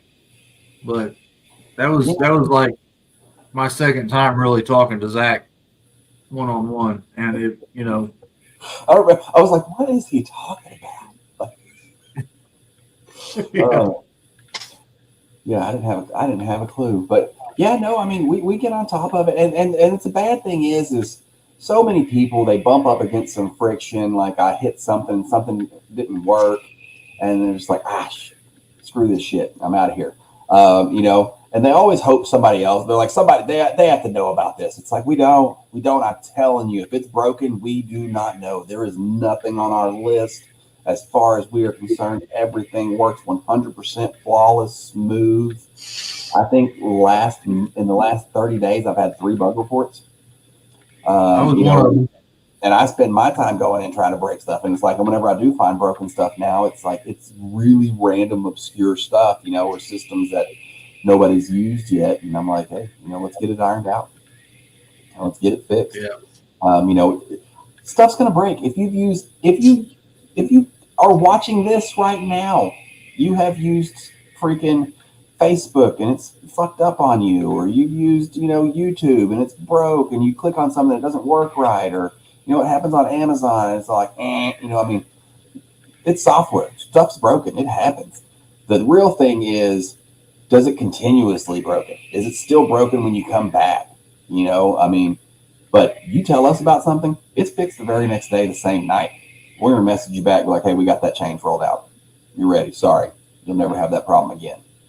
And I feel like that's a big step, a big milestone is, the ability to get that stuff knocked out. And that's why we pay to have a dedicated developer. I'm a 40-hour-a-week developer for ReptileAds. Like, please break something, because we're sitting here just developing new features and stuff on the backside, assuming that everything's worked perfectly fine. And when we get a bug, we stop everything. We work the bug first, and then we move back onto our new features. Yeah. Well, you got to make sure it's working smooth before you improve it, right? Or add something new to screw it up worse. Yeah, I mean, that's just the tech world. Yep. And we've got testers who test everything now when we're rolling out new features. And then after it gets tested, after it gets approved by them, then it goes to a test server. Then it gets tested before we push it live. So I don't think we've had a major server break or anything since, I think, the 1st or 2nd month we were in. We had one issue, and that's when we were setting up our test servers and stuff. So now we've got, the proper test environments for everything. Everything's fully vetted before it comes out. And that's a big thing people ask, like, what's the difference? ReptileAds, Husbandry Pro, you're the HP guy. And it's like, it's not the same. This is a separate company. This is my baby. We had some of the same development team, but I have my own dedicated developer who's not an HP developer. And, they train together on stuff like that. But I call the shots on this stuff. What we do, the new stuff that rolls out, it all goes through me. I get final say on every single bit of it. You'll find that everything comes out extremely smooth, very dummy proof. I stay up until at least 2 to 4 in the morning, almost every morning, working with developers, testing this stuff. And when you're giving me this stuff at 4 a.m., I got to be able to figure out how to do it when I'm sitting here at 4 a.m. like this. And if I can figure out how to do it, you can figure out how to do it. That's the doom scrolling. I'm looking at snakes because I can't sleep, or I can't sleep because I'm looking at snakes. I can't figure it out. Yeah. Because I'm like, hey, build this for me, and that's the thing is, like, I'm not a developer. Like, I can't code. I don't have the page imagination. They send it to me, and I'm like, it's ugly. What's ugly about it? I don't know. I don't like the buttons and the spacing and stuff. Change it. So you're getting a layman's version. where a lot of other stuff that you've gotten on the market, you're getting a developer's version because it's a developer guy who happens to be in the hobby usually, who's doing like a pet project, and he understands everything. Everything works good for him and what he does. And, you know, but to the layman, you know, we do things differently sometimes. And so, you know, I try to think about it like that. And I spend a lot of times reviewing it. We've got analytical stuff plugged in. You know, if I get rage reports, if somebody's clicking a lot here, you know, or something like that, I'm getting emails that lets me know, hey, this area is a problem. We need to look at it. So we are doing proactive stuff to find your bugs without you telling about your bugs, because you don't want to click a bug report. Click a bug report. Do it. Yeah, do it now. I have a visitor. This is my niece. Everybody say hi. Hi. Yourself? Oh my goodness. She's like, get up in front of this camera, man. Her name's Renly. She's a spitting image of my youngest brother. So yeah, I'm one of the last 3 bug reports that Zac had for ReptileAds, and I messaged him. I'm like, hey, and this was mainly to check that I'm smart enough to find the button. I'm like, hey, I can't find this feature. I need to do this. Where's it at? You know? And he's like, hey, man, that's got to be an oversight. I know we meant to do that. We build it in over here, but we need to build it in over there. Send it a bug report, and we'll get it squared away. So, I mean, that's how responsive he is.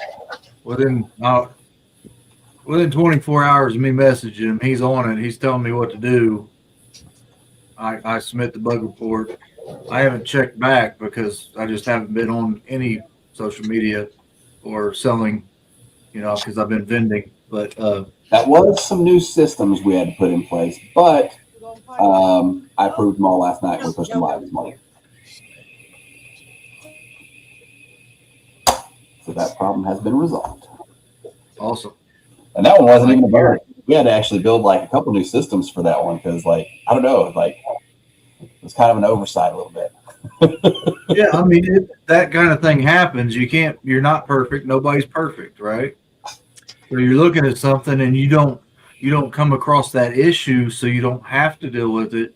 You're not going to think about it, right? Oh yeah, and stuff like that. You know, I mean, that's not just there. It's, you know, 3 different places we have to do stuff. Then on admin side, we have to add a new page to moderate that stuff. And it's like, you know, I mean, there's a lot that goes into that. And I've got to test all sides of that. Like, I mean, our admin system is as robust or more robust than the front of the system.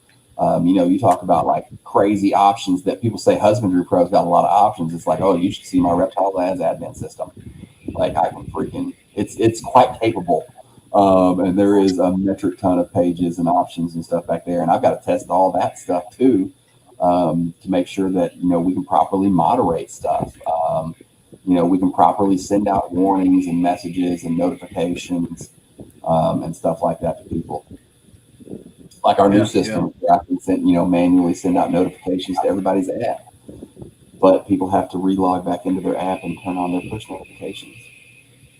And wink, wink, for anybody who hasn't looked at it lately. Yep. Yeah, it's been a minute. I have to do that as well. Because, I mean, and that's, you know, that's like a universal problem, right? To any app. Because I notice on Morph Market, their push notifications are no longer push for me. Dude, right? It's the phones. The phones keep turning them off now. And like as of, I think it was like a 30, 60, 90 days, you know, it was fairly recently, especially with iOS, they had a much larger push. Like some people, Facebook Messenger, you'll send a message and close it out, and Facebook or your phone is immediately putting it to sleep. And so anybody who messages you, you don't get a notification. But then you'll go and you'll open your Facebook Messenger and ding, ding, ding, ding, ding, ding, ding, ding, ding. All these messages pop up and stuff because all these phones are actively shutting down all these programs that send push notifications because it's all this battery consumption stuff. Yeah. It's almost like they learn your habits too, and less used apps won't even notify. Like they'll sleep themselves permanently. Like they don't come up as often. It's almost like it's machine learning in a way. It's like, hey, what do they go to frequently? That's the apps that we'll keep updating. I know, like anytime, like say I get on a food app like the Taco Bell app to check my points or something like that. I open it once, and then for the next 5 days, I got updates from Taco Bell saying, hey, stop in for a dirty soda from 2 to 5 during happy hour. Like, no. This right here, 100%. The last Android version.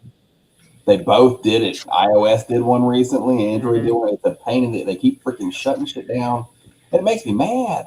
Like, you know, like even my weather app. Like I have to freaking wait for it to load and do all that bullshit every time because it's not, you know, like actually running whenever it's like it's on my homepage. I want it to run. That's why it's there.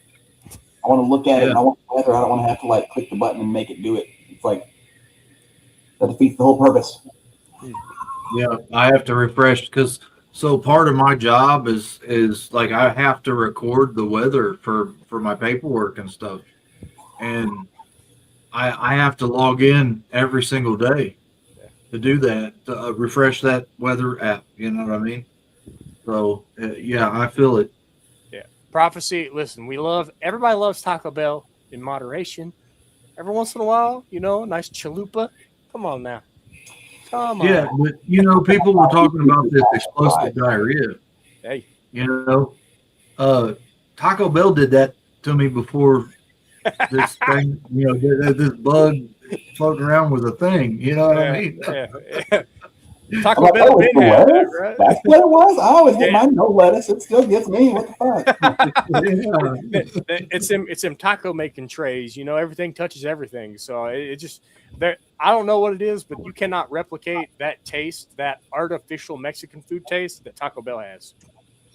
Don't know what it is, and you know, man, like I've had certain when they had the what was it, the chicken chalupa or whatever, when the chicken was the shell, it was a fried chicken breast shell. Yeah. With like some cheese in it. And I'm like, oh yeah, it's just a fried chicken breast.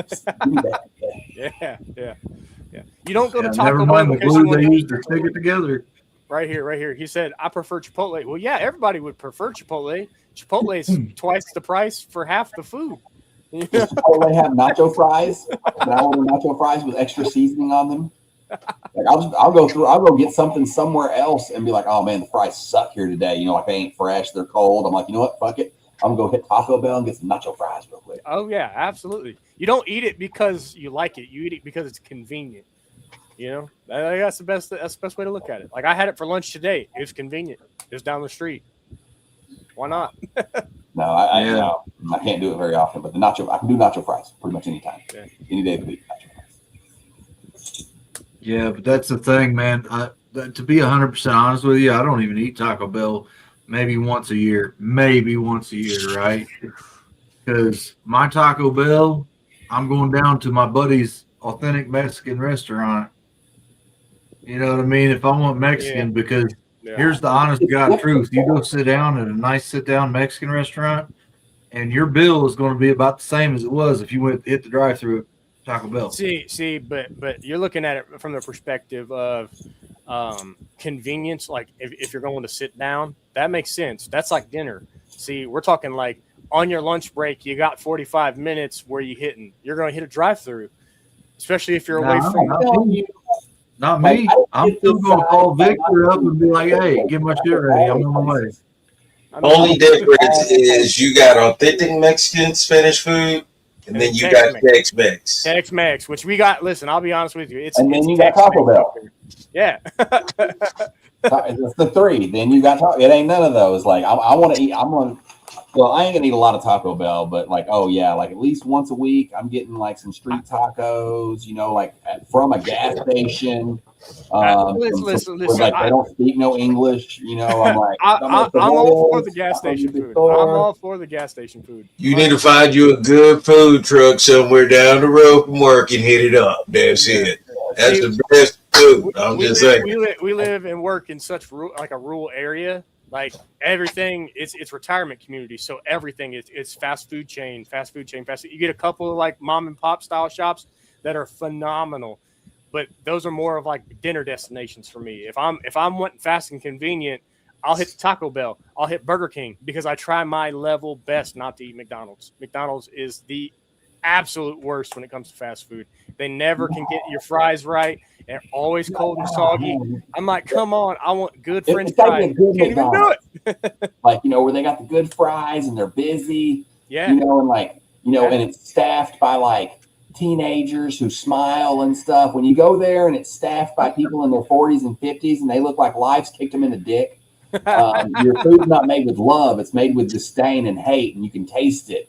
I want that youthful, like life feel like you can taste the life in your food. There you go. Yeah, it hits different. Yeah, for sure. I'm with you, and I appreciate authentic Mexican 100% of the time, even the Tex-Mex. Oh yeah, I do down with Tex-Mex.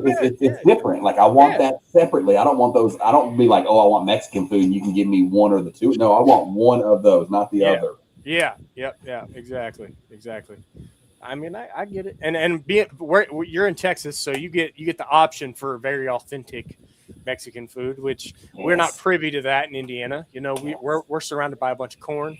I get my hair cut somewhere where they don't speak any English. I get my tacos right next door where they don't speak any English. There you go. And you go to all the best spots. Yeah, and I'm the crazy white boy with the snakes. They rock with you though. That's right. Yeah. No, half of them leave the barbershop. I brought up like about 8.5 foot carpet. I thought I'm a big girl. And I'm telling you, I cleared out half that barbershop when I walked in with her. They were like, And that was before I even got her out of the tub. That was in a tub. And I was like, all right, I'm going to get her out. They're like, you're going to get her out? Say, what? No. See, I ain't never done that. I ain't never been up in a barbershop with the snakes, but yeah, I might have to. Man, they bug me. I've been going to the same place for a long time, but they've just been bugging me. I was like, you know what? I was like, I'll bring one up here. And so I brought one up there I brought Ocean up there. My big jungle diamond. Look at that. Yeah. Down the road is what they call it. Signs are on. Hey, that's actually pretty cool. They have like their own little subset of the community, though. You don't always get that everywhere. I know it's kind of sprinkled in all over the place, but those like tight knit communities. Oh, that really. Tell me about it. Hey, made right. Made right. I'm so hungry. I am so hungry, man. I need some cow tongue taco right now. Yeah. That's what my facility is in, like Little Mexico. Like I'm in this like rich white America. It's one of the top 5 schools in Texas. I can see it. It's like right over there. They've got like a freaking 6-story tower on the freaking football stadium that was like $5 million. And I am like surrounded by city limits. You drive in between these two nice bits. Here's Sonic and this nice car wash and stuff. And then you turn down like a little gravel road. And it's like, and it's Little Mexico in the middle of the city. And because the city never annexed it. And it was 200 acres that's all subdivided. It's subdivided into freaking 200 plots. And so it's 202 acre plots in there. 102 acre plots in there. But they ride horses all in there, and dude, I don't worry about that. Sounds like Batman's neck of the woods down there in Tennessee. Sitting there for a year, like just not touched. Like ain't nobody doing shit wrong up in there. Right. It's like all from Mexico. Like I've done I go riding my little golf cart around. I'll find people cooking in the community, and they're like, "Hey," and I'm like, "Oh, hey, get me some tacos." I'm about to get invited in for some tacos, barbecue, whatever you got. Right. That's it. That's great. Yeah, Big Ten asked what side of H-Town are you in there? Oh no, I'm not in H-Town. I'm north of Dallas. I'm out of the McKinney area, a town called Melissa. But it's probably like if you've been to the NARBC Dallas, my facility is like 45 minutes away from there, just north of Dallas, and then my house is like another 30 minutes north of that, which is like 15 miles more from Oklahoma. We know they suck, but we love them I just anyway. gotta put that up there. I gotta find At least we're not fucking Houston. Well, they've sucked for what, since the mid '90s or something. Yeah, their last You run know? was like '96 was their last run. That's the year I was born, guys. That's 30 years ago. Come on now. But that's like not even an insult anymore. We're used to it. Still. Okay, so fuck y'all. Listen. I can't talk crap, man. I'm a Bengals fan. They're more bad than they are good. But hey, listen. Burrow's I think healthy. they made it to the playoffs once. Yeah, they made it to Super Bowl once. I'm just saying. We lost, but we made it. I gotta give credit to Burrow. He's healthy. Fingers crossed that stays that way for the rest of the year. We might see some luck. We might see some luck out of Cincinnati this year. Who knows?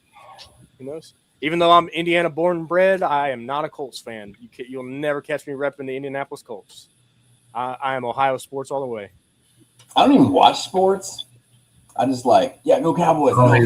Cowboys. Like, I used to watch them when I was little, and they were good, and then they got bad, and we all just quit watching football unanimously. Like, as a whole, we turned our back on the sports, and we're it's all about the swag. It's all it's about. That old motherfucker dies, or just fucking gets a random fluke and decides to sell the fucking team. I don't watch football. That kicks my ass. I think Batman just doesn't want to admit that he's a Tennessee Titans fan. So I was a Titans fan when we first got to Titans, when they were the Oilers. Oh, okay.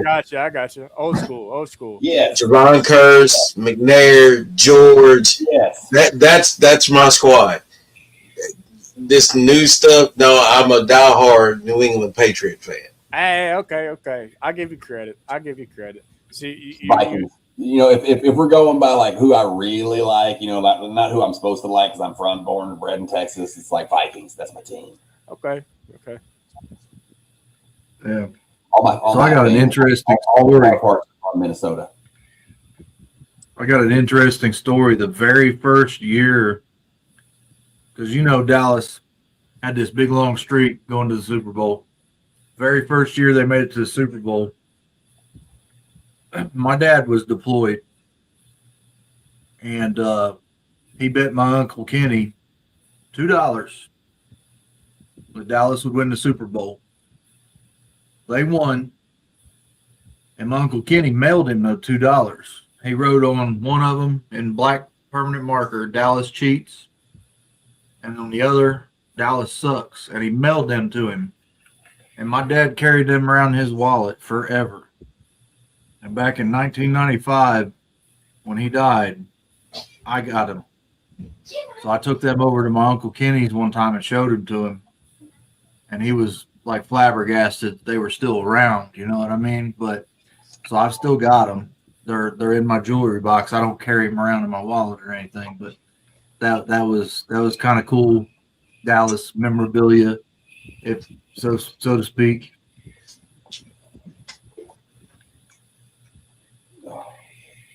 Absolutely, Brave. You need to get down to that show before they no longer have that venue. Oh, yeah. Got to get to Daytona before they don't have that venue no more. Yeah, because so I don't know. I've heard a lot of rumors. Wayne's trying to sell it, and I know the city says that Wayne's the only person they're going to let do it there. If he sells it or if he dies or something, it doesn't transfer, it's gone.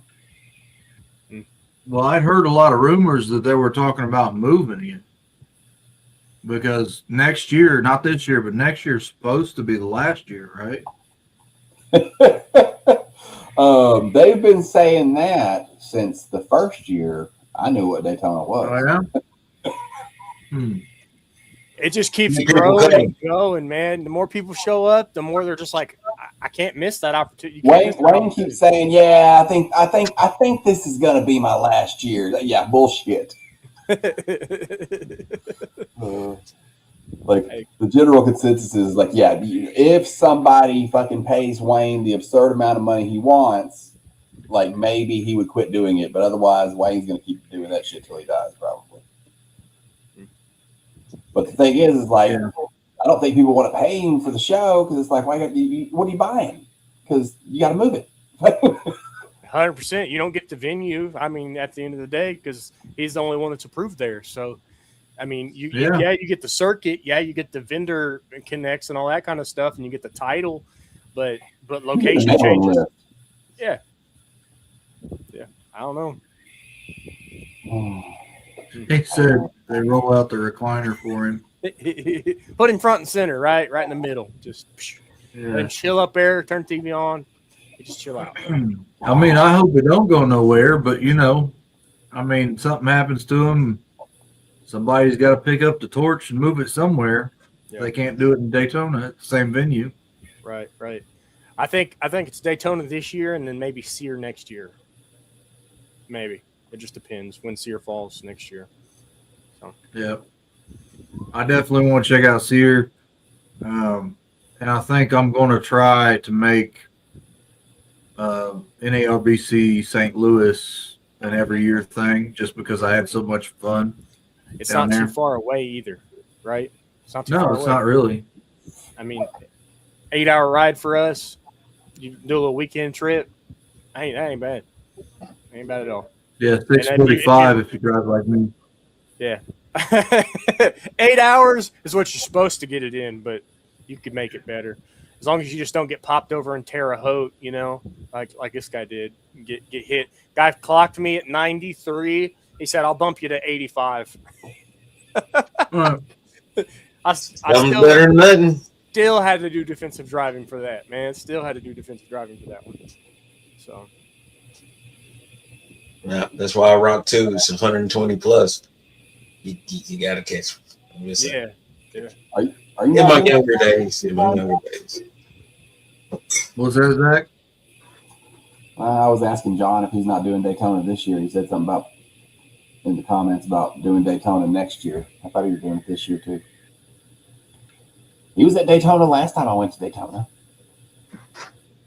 Yeah, I think he said he was going to miss it this year and going to be going to the compound to do some work, I think. Is that what you said, John? Vision Morphs? Oh, he gets there Tuesday. Maybe it was the next expo. I'm at the second hotel this time. The first time I went, I stayed at what I guess they call it the main hotel. It's the closer one. But then I realized that the hotel that's next to it is actually a little nicer. And so I booked that one this time.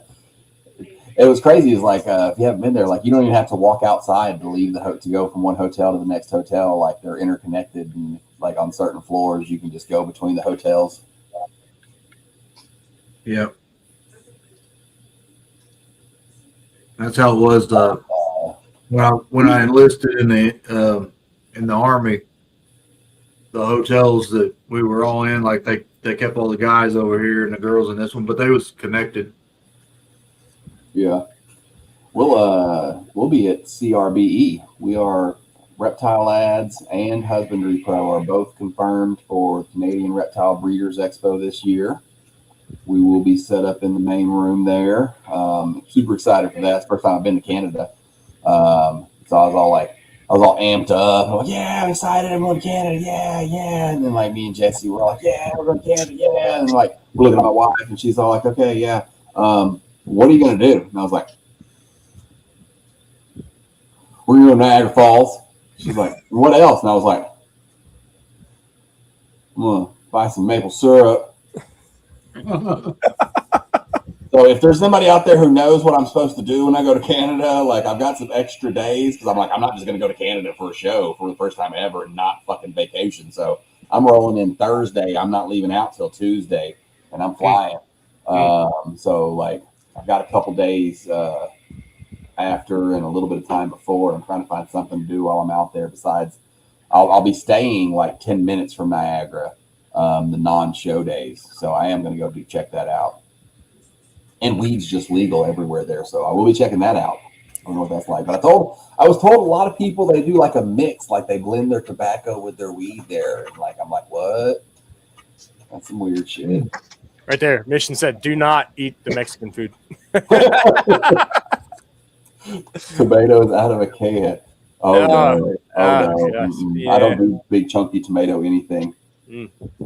No, I want to eat around the tomato. We can have the tomato flavoring, but it needs to be They probably don't got good barbecue sauce up there either. It's probably just like catch up with something, just a little bit of something in it. What did you do in Canada? Oh man, I had this badass barbecue. And you'd be like, "No, you didn't. You're lying." Nobody ever. Liquid smoke.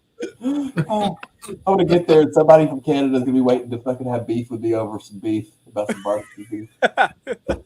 So I got the best. It's gonna be brisket. Don't be coming at me with anything besides a brisket or a rib, a pork rib, and talking about barbecue and any noise, because I'm from Texas, and if that's anything else is ancillary, that's just other pieces of meat.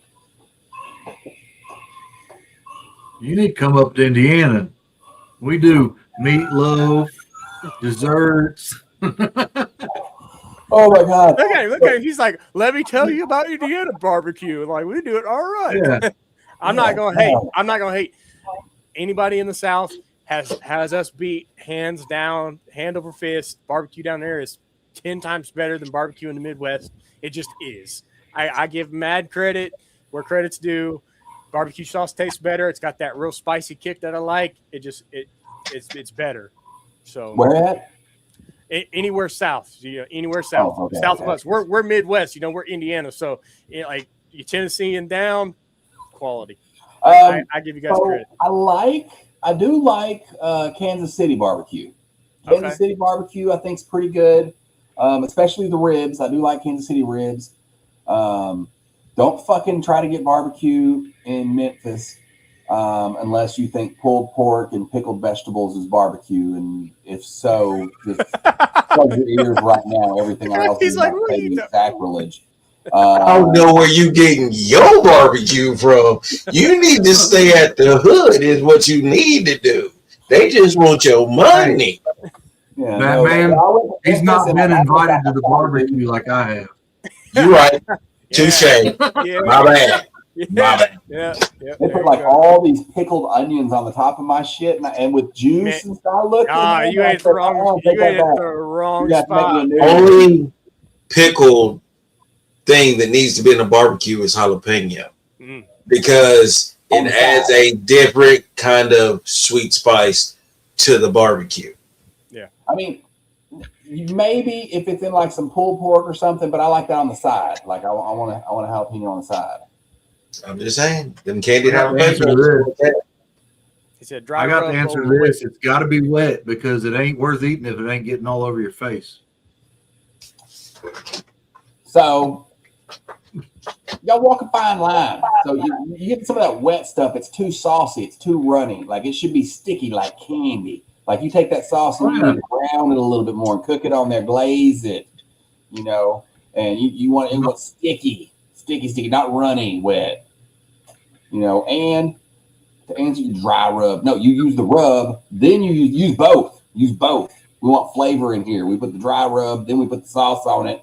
We bark it up, and that's how you do. So and then you take the bone, and it's just like he gonna keep on. He gonna start eating his fingers. That's on him. I don't know what I'm talking about. Come to Texas and get some ribs. So I do my ribs a little different, right? Barbecue sauce is not even a thing. I do dry rub, right? Oh, okay, all right. And then when I wrap them, I put my own little concoction in there. Top it with a little beer, wrap them up, throw them back on the smoker, and then all those drippings, when I come bring them back out and put them back on the smoker, get drained into a bowl, and then I'm basting that stuff back onto the ribs. You don't need barbecue sauce. It's glazed. Oh and man, it's sweet. No. Tell you what you do: take you some ribs, soak them in some Italian dressing for about 24 hours. And then you cook them with that Italian dressing on there. And then when you take it off, you pull all that shit off, and then you sauce that shit up. after you let that Italian dressing dry up on it, and then you put the barbecue on it, and then you bark up the crust on the sauce. Yeah. That's why he My ain't been wife- invited to the barbecue. Yeah, he My over wife here just putting turned stuff. around from the other room and said, "You keep talking about your ribs, and you're going to be making them this weekend." Hey, listen, Abby, I I condone that. have been a party of many a rib cook-off. Hey, listen, I'll be in Daytona. Y'all partake in the ribs. There you go. Whoa. Yeah. Well, you bring me some back when you come back, John. Just drop them off along with my hat that he gonna give you. Okay. Hey, if we got Husbandry Pro hats, we will happily trade some merch for merch. I'm just saying. I'm happy to do that. Hey, I will have Husbandry Pro hats. I will have ReptileAds hats. I will got some wristbands, some keychains. I like hats. I need hats. Stickers and shit. Got some Okay. shirts. Okay. Yeah. Hey, listen. I'm going shirt for shirt here. You know, I'm taking my heat press with me, so I can I'll be pressing shirts on site. You know, I'll have them in a hotel room, just and then carrying them into the show. Here you go. Let's trade. Hey, I just I just need to see that review. I just need to see that little 5-star review right there. You can take what you want. Hey, there we go. All right. Hey, and now listen. I can bring some stickers. I got my happy sticker collection going on over here. You know. Man, I'm hoping my stickers make it in time. My ReptileAds stickers were supposed to be here today, and they rescheduled them for tomorrow. Like, hopefully they'll be here. But listen, impromptu purchase. What I did was I purchased a thermal printer, and I purchased. That's the babyest thermal printer I've ever seen. It prints stickers, QR code stickers, little circles. Nice. I put it on the back of my phone. This is how we got an extra 15 followers and subscribers for the channel. Literally yesterday. Just, hey, scan that QR code real quick. Go ahead, like, subscribe, turn on your notifications. You know, drop us a like, comment. You better believe I'll be doing that. But yeah, this is it's great for my labels because those are magnet strips. So that label is like perfect size to just stick right on the magnet strip. So I just weighed them this week. She is 1,187 grams. Here's a nice little request. put plants in it. That's the first plant request I've had. Hey. So if you take the effort to go in there and offer it and drop it as some feedback in that little feedback section on the bottom of every single page, I'll make it happen. I'll make it our next category we had. There you go. There you go. he's got some nice stuff. He's got some I just added Reptiles. That's our first category. He's got the shade dweller stuff. He's got the what are the carnivorous plants. He's got all kinds of cool stuff. Yeah, he's going to do us under on this bio build, man. He's got so many plants in his arsenal, man. It's gonna be difficult. I'm gonna have to put my master skills and crafting skills to work. He's gonna get me. He's gonna beat me. Yeah. Mostly, I will say these plant guys, man, they got the leg up. They already got most of that stuff set up and ready to go. See, I was guilty. I started isopod collections on some powder blues and blood oranges a long time ago. Dude, So I got my a surplus. dying. I don't know what I'm doing wrong. I keep killing on my roly-polies. I love roly-polies. Listen. Sit them and forget them. Take millet, throw some millet and sunflower seeds in a thing, mist it down really good one time, put the biggest chunk of like rotting wood that you can find right in the center of it, and just walk away from it. Vent the lid a little bit and just sit it there. You're gonna get green sprouts. They're gonna die off. That's gonna produce plant litter for the isopods to snack on, as well as that those micronutrients that they're going to pull off of that rotting wood all day. Works. Simple. Convenient. You ain't got to do much at all. See, like I got them like the last ones. I got them in like little tubs, like like these are like 4-quart tubs. Yeah, and, too small. And put them in something like that right there. Your Sterilite sweater box tubs or something like that. I was wondering, so it's just not big enough area. Yeah, it's probably just not enough area, man. They don't have enough to spread out. Yeah. Well, they're going to migrate to where they need to be, just like a ball python, right? Yep. Yeah. If it needs heat, it's going to go over there. If it needs cool, it's going to go over here. Needs a little extra moisture, it's going to go over here. It's got to be able to move and get away from. Man, I killed the dairy cow. I got 60 dairy cows and 40 powder oranges, and they were like, okay, those will do good in there, and like little sandwich tubs, like those should be fine. And they had a piece of wood, and I put fish flakes in there, and they just all slowly but surely died. Yeah.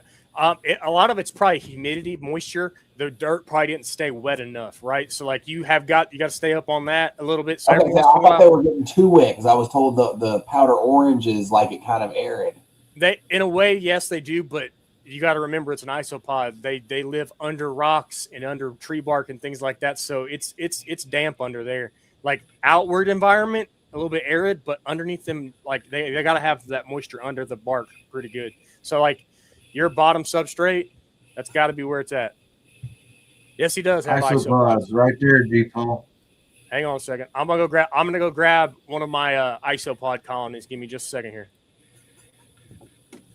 There's your isopod. Yeah, we actually got some now. Yeah, I get super excited whenever we get this new stuff on there. Like we finally got some isopods. We got some axolotls on there now. Like So the African fat. I was looking at house snakes, and somebody has a house snake listed, but it said, let me go to it real quick. Roly polies, yep, you're right, absolutely. I want to quote this correctly. Okay, so that guy right there, it's a lot bigger, but if you look in there, millet and sunflower seed starts sprouting.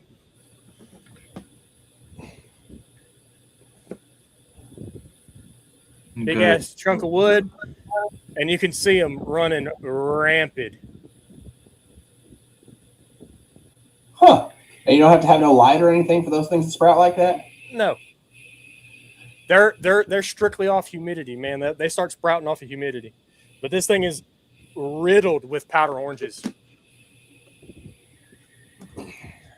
Man. There it is. So I was looking at house snakes on ReptileAds. The guy's got, it's just house snake, $200. Says it's a male. Right? You click on the ad.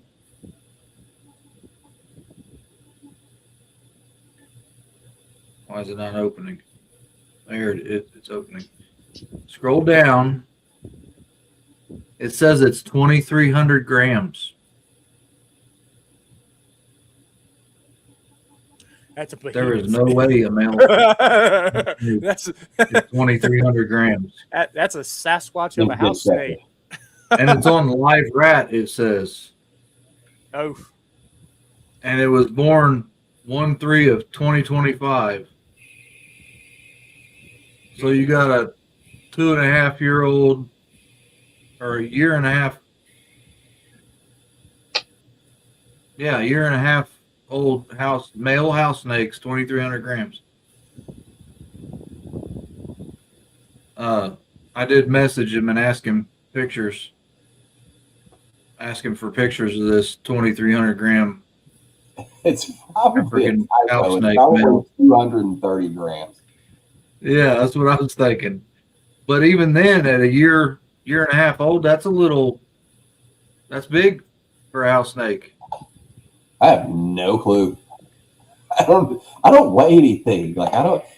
A lot of people weigh stuff, and I'm like, why is everybody's obsessed with weighing things? Like I never. Just while they're growing. Yeah, like I mean, I weigh some stuff like when it's growing a little bit to know when to update their size and stuff because I can get like enclosure blind and stuff. But once they get moved into their final enclosure, I've never weighed shit. And I have holdbacks. I have holdbacks that are almost ready to breed that I've never weighed, just because like I weighed some other ones around them. I know they're about the same size as them. All right, let's upgrade them when we upgrade them because I don't need to know their weight. You've been doing it so long. You go off site. You go off site. This is almost full-grown male house snake, and it's not even 100 grams.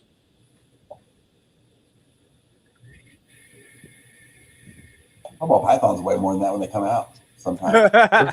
Yeah. Yeah. Uh, Yeah. Big I've had a 118-gram baby before. That's my record. Wow. That's beefy. Yeah, Beefy so- baby. I mean, you can tell this guy's not huge at all. Yeah, Pavi, I highly recommend you just take, if you get some bird seed mix that has millet and like black oil sunflower seeds, and you just toss it in on some soil substrate, throw it in there, mix it all up, throw in your ISOs, and just wet it down real good one good time. Sit that big chunk of wood in the middle, and walk away from it, man. You miss it down about once a week if you want. You don't have to by any means. Once every other is perfectly fine. If you put it in like kind of a more of a just a cooler area in the house, like I have a shelving unit in my living room. That's where I sit. I just sit it on one of those shelves. It's out of sight, out of mind in the corner. Whenever I get around to it, I'll throw some water in there. I may throw in a piece of like scrap vegetable or something every once in a while on occasion. But honestly, they get everything they need from those seed starts and that wood. They do just fine. Yeah. I mean, you got to keep a little bit of little humidity or whatnot in there. So Right. Yeah. Which, I mean, like I said, mist it down about every 2 weeks and everything. And you don't want to vent it out too much. Right. So I have 4 smaller holes in 2 of the corners on the lid, and that's it. And then like, obviously the like gap between the lid and the actual tub itself, but that's all the more ventilation that I got in there. And they do great. So. All right, guys. I appreciate you having me on and stuff. And I hate to cut and run before everybody else does, but my employees called me twice now, and I just messaged me and told me I have eggs. So. Hey, heck yeah! Congratulations, odds in your favor. We'll see. For sure. I hope so, because the one she told me had eggs was not one of the 9 I was expecting eggs from. So, hey, surprise clutch. That's the best. but yeah, we'll have you back on and save the link. It stays good. Listen. So if you're gonna be at that Husbandry Pro table at Daytona, I will be in charge of that table, and I will visit it frequently. Okay. Hey, well, listen. I'm gonna catch you out in the wild, and I'm just gonna be like, hey, it's Zach. Let's get him on this live. Bang. Yeah. I will be. I'll be at the table a good bit. Usually, like first parts of the day and stuff for a good time, and then like later in the day usually. But cool. You never know. I'm bouncing around everywhere, and both of my booths are next to each other though, so at least that'll be easy. The ReptileAds booth is connected to the Husbandry Pro booth, so nice. But I'll be there. You'll see me somewhere. Yeah. Oh yeah. Hopefully, we'll see you with a breeding ground shirt on. Maybe at least one of those days. Who knows? Maybe. It's 30 after the day. Ah, man. See, shoot. I get it. Well, you catch me down there with mine on. I'll represent. Show some love. Yeah, I'll be pretty easy to spot, man. Big tall guy, breeding ground shirt on. This face. It's pretty noticeable. he said this face. Thanks for having me, guys. Yeah, absolutely. Thanks for coming out. Good luck with that clutch. So. Cool. Awesome. He was great, man. He's great. I'm looking forward to catching up with him at Daytona for sure. It's gonna be a great time. Yep. See, listen. Next year, guys, look, we're gonna have to plan something, be a little bit more on the ball. I'll split costs on an Airbnb or a hotel room. I don't care. I'll even drive half the way. If I'm going, you got to drive all the way. I don't like driving. I just ride. Listen, me and Carl will come down. We'll pick you up. We'll finish the trip. Hey, that's different. That's different. Yeah. We'll make it there in record time. We got 2 drivers for sure because I was a long haul truck driver. I can put some miles down. Yeah. Listen, I'm about it every 3 hour. Need to take a pee kind of guy. So maybe some frequent stops because of this guy, but. That's just because no drinking for him on the way down. That's right. Sure. Yeah. Keep him off the juice, right? Yeah. Good to see you, Dennis. What's up, man? Glad you can come in. Good to see you, for sure. Dude, I'm just happy I'm finally done doing these labels. These labels wore me out. Yeah. Hey, man, that's part of it. It is. You start expanding and reorganizing, and you're up against it for a while. Telling you. What y'all think of the pictures I sent you? I like it. top left corner, man. What are we talking? Hypo? Yeah, look like it. That's one of our bearings. It was at Humblebee. I think up in Humblebee to a pastel lesser disco head hypo. Okay. So we got hypo on both sides apparently because it looked like a visual hypo in my opinion. Dude, it's purple. I looked at it today when I got home. It's purple. It's definitely a hypo. Yeah. So I'm like, but I don't know, man. Good shakeout. Yeah, honestly, they look good. They look healthy. You know, it's got to be super pastel in there somewhere. Yeah. With the white. Them whites. Yeah, for sure.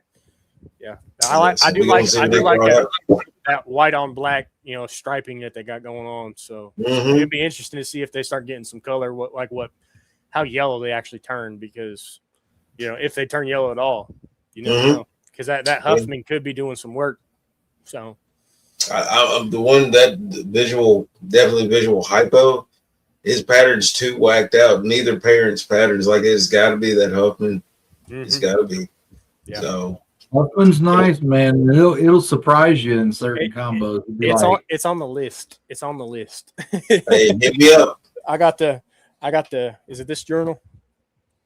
Yeah. It's this one. I got my incomplete dominant and recessive traits that I need to still get. I got 2 girls over here. Wrote down. That is on my list. Just like. Good head hypo. I think my next pickup might be maybe some bongo stuff. Maybe. Bongo's one you shouldn't sleep on, man. I'm there. I'm like, I think I might need it, and I need to see what it does with some of this dark morph stuff. Really mess around. Well, I told you, man. Jody produced some of those Bongo VPI stuff last year, man. They're freaking sharp. Or this year, sorry. Yeah, but I'm thinking that's where I might be headed next. Is to some bongo stuff if I can. Hey, there's the man himself. You gonna put him up there? Ooh, look at him. Repping that red onion reptiles. There hey, now you ain't gonna be able to say nothing when John hands you this big honorary boy over here, okay? Now, what was he saying now? You ain't gonna have nothing to say when John hands you this big honorary boy over there that I'm sitting down there for you through John. He ain't gonna bite me. I didn't say he's gonna bite you, but he definitely ain't gonna bite me down there now, is he? Listen. If I get bit here, we're gonna have to work something out. I'm transport. If I take just don't take it out the bag. Just don't take it out the bag. We're gonna have to get us a Rhythms Forge Clown Factory shirt. Let's just say that. We're just gonna have to. Well, put it this way. I have the shirts made, and they're on Forever Kennedy right now. And at the end of August, there's some select people that I'll get some shirts to. Wicked. What's up? Yeah. I just gotta wait till I have the money to pay them for the shirts. I get it. Listen, hey, we all know that struggle. So what I have found is probably going to be the best option for Daytona, because I'm going to have so many shirts that I'm going to be like pressing out. If you can find somebody that can do your DTF prints pretty cheap, just get you the sheets. If you can get yourself like $100 heat press, if you can find somebody who has like bulk T-shirts in multiple sizes, you buy them for a couple of dollars here or there across multiple sizes. You just press them all yourself. They make little shirt jigs on Temu with a little plastic thing. You got some little heat tape to hold it down and just press, pull it off. You're good. That's exactly what I'm I ain't got time for all that. G-Mall's starting a new job tomorrow at the veterinary office. Oh, no kidding. And I picked up a side gig, make $300 a week, taking a young man to school and picking him up from school. Heck yeah. So, but I'm sure you all saw me blast social media today with the snake that's going to be coming to me soon. I have not been on socials today, so not today. I've been in here. I made a deal with Kyle, so I'm getting my adult male white lip python. Okay. All right. Respect. Respect. The southern, the black one. Yeah, I like that. That's on that could be on my list too. I'll talk to you about it. I'll talk to you about it in private. But I've done a lot of research and things. and have AI do a very deep dive researching. And what I want to do there's no documented case of it being done. So we'll see if it works or not. Gotcha. Yeah, I've been looking into arboreal species like the olive python myself. I don't know if it's even possible, but I'll say blackhead is in the future. Okay. I think that'd be pretty cool. Be different for sure. You know what I'm saying? We like different. And an update on Reggie at the Morph Vault. It looks like he will arrive on August 20th, right after I get back from Daytona. Awesome. He told me, That's Thursday before my dinker clutch is due. Yeah, he said, just so you know, you're the first stop when we get to Florida, because I got to get these rats out of my vehicle. I got to give it to him, man. Traveling that far with 300 reptiles and several rats is going to be a chore. Yeah, absolutely. Especially those rats, because they got to be kept at a decent temperature. You know, they get too hot, they're done. Well, the man's an AI genius, right? That's what he does for a living. So he put his SUV dimensions into it and his 16-foot enclosed trailer, and it showed him where to put what for the best temperature in the SUV and to pack the most efficiently. So he's cramming everything he can in there, buddy. Okay. Yeah. But we're excited to have him down here for sure. It's going to be a big help for us. A lot of knowledge I don't have and experience, and between the two of us, there's just about any combination possible, pretty much. Yeah, for sure. Yeah, so Charlie's gonna be well taken care of. I'm gonna bring some heat tape and a thermostat with me. So when he's set up in the hotel, he's gonna be on heat and everything. So we'll be right there on the money. So well, we're gonna leave probably. I'm gonna try to get out of here at 8 a.m. Thursday morning. Gotcha. I gotta stop a little more often than normal people because I'm old and my bones hurt. Hey, you're good. You're good. But we'll probably be there by 5 or 6. We're gonna unload and probably head over to the RWO out condominium outpost, whatever you want to call it. And yeah, they're saying that they're pretty close to the beach this year. I went and replayed the Sipping with Serpents show from this past Saturday. So I got their address. Okay, I know where it's at. All right, we're not staying that close. We're staying at the Best Western at the Daytona International Speedway. I got you. Yeah. So you're up the road a little ways, you know. After about 5 or 6 miles. Yeah. I am literally can throw a rock from my hotel and hit the convention center. Gotcha. and I'll put it this way: I walk out the back door at the hotel and I'm on the beach. You know me, I just found the cheapest one that looked decent and went with it. See, look, and I was shooting for cheap, affordable, but also hit my rewards points because I'm a Choice Rewards member. So, man, I got a pretty decent deal. I ain't gonna lie. Well, I don't do it enough to worry about reward points and stuff. So I wasn't in the book. Yeah. I travel a lot with the kiddos, man. I stay hotels kind of a little bit everywhere when I travel, and we're like, oh, I got to get a hotel for the night. We'll stay the night. We'll get up in the morning. We'll drive. And same thing, like when we go down towards UBAT, man. I think we're actually going to drive into Nashville and stay the night in Nashville. Wake up, do some Nashville stuff Wednesday morning and stuff. Just be in Nashville, and then hit the road about midday Wednesday. Pull in early Thursday morning and everything in Daytona. So, hey John, if you want to do something cool while you're in Nashville, go to the Gaylord Opryland Hotel or whatever there. Okay.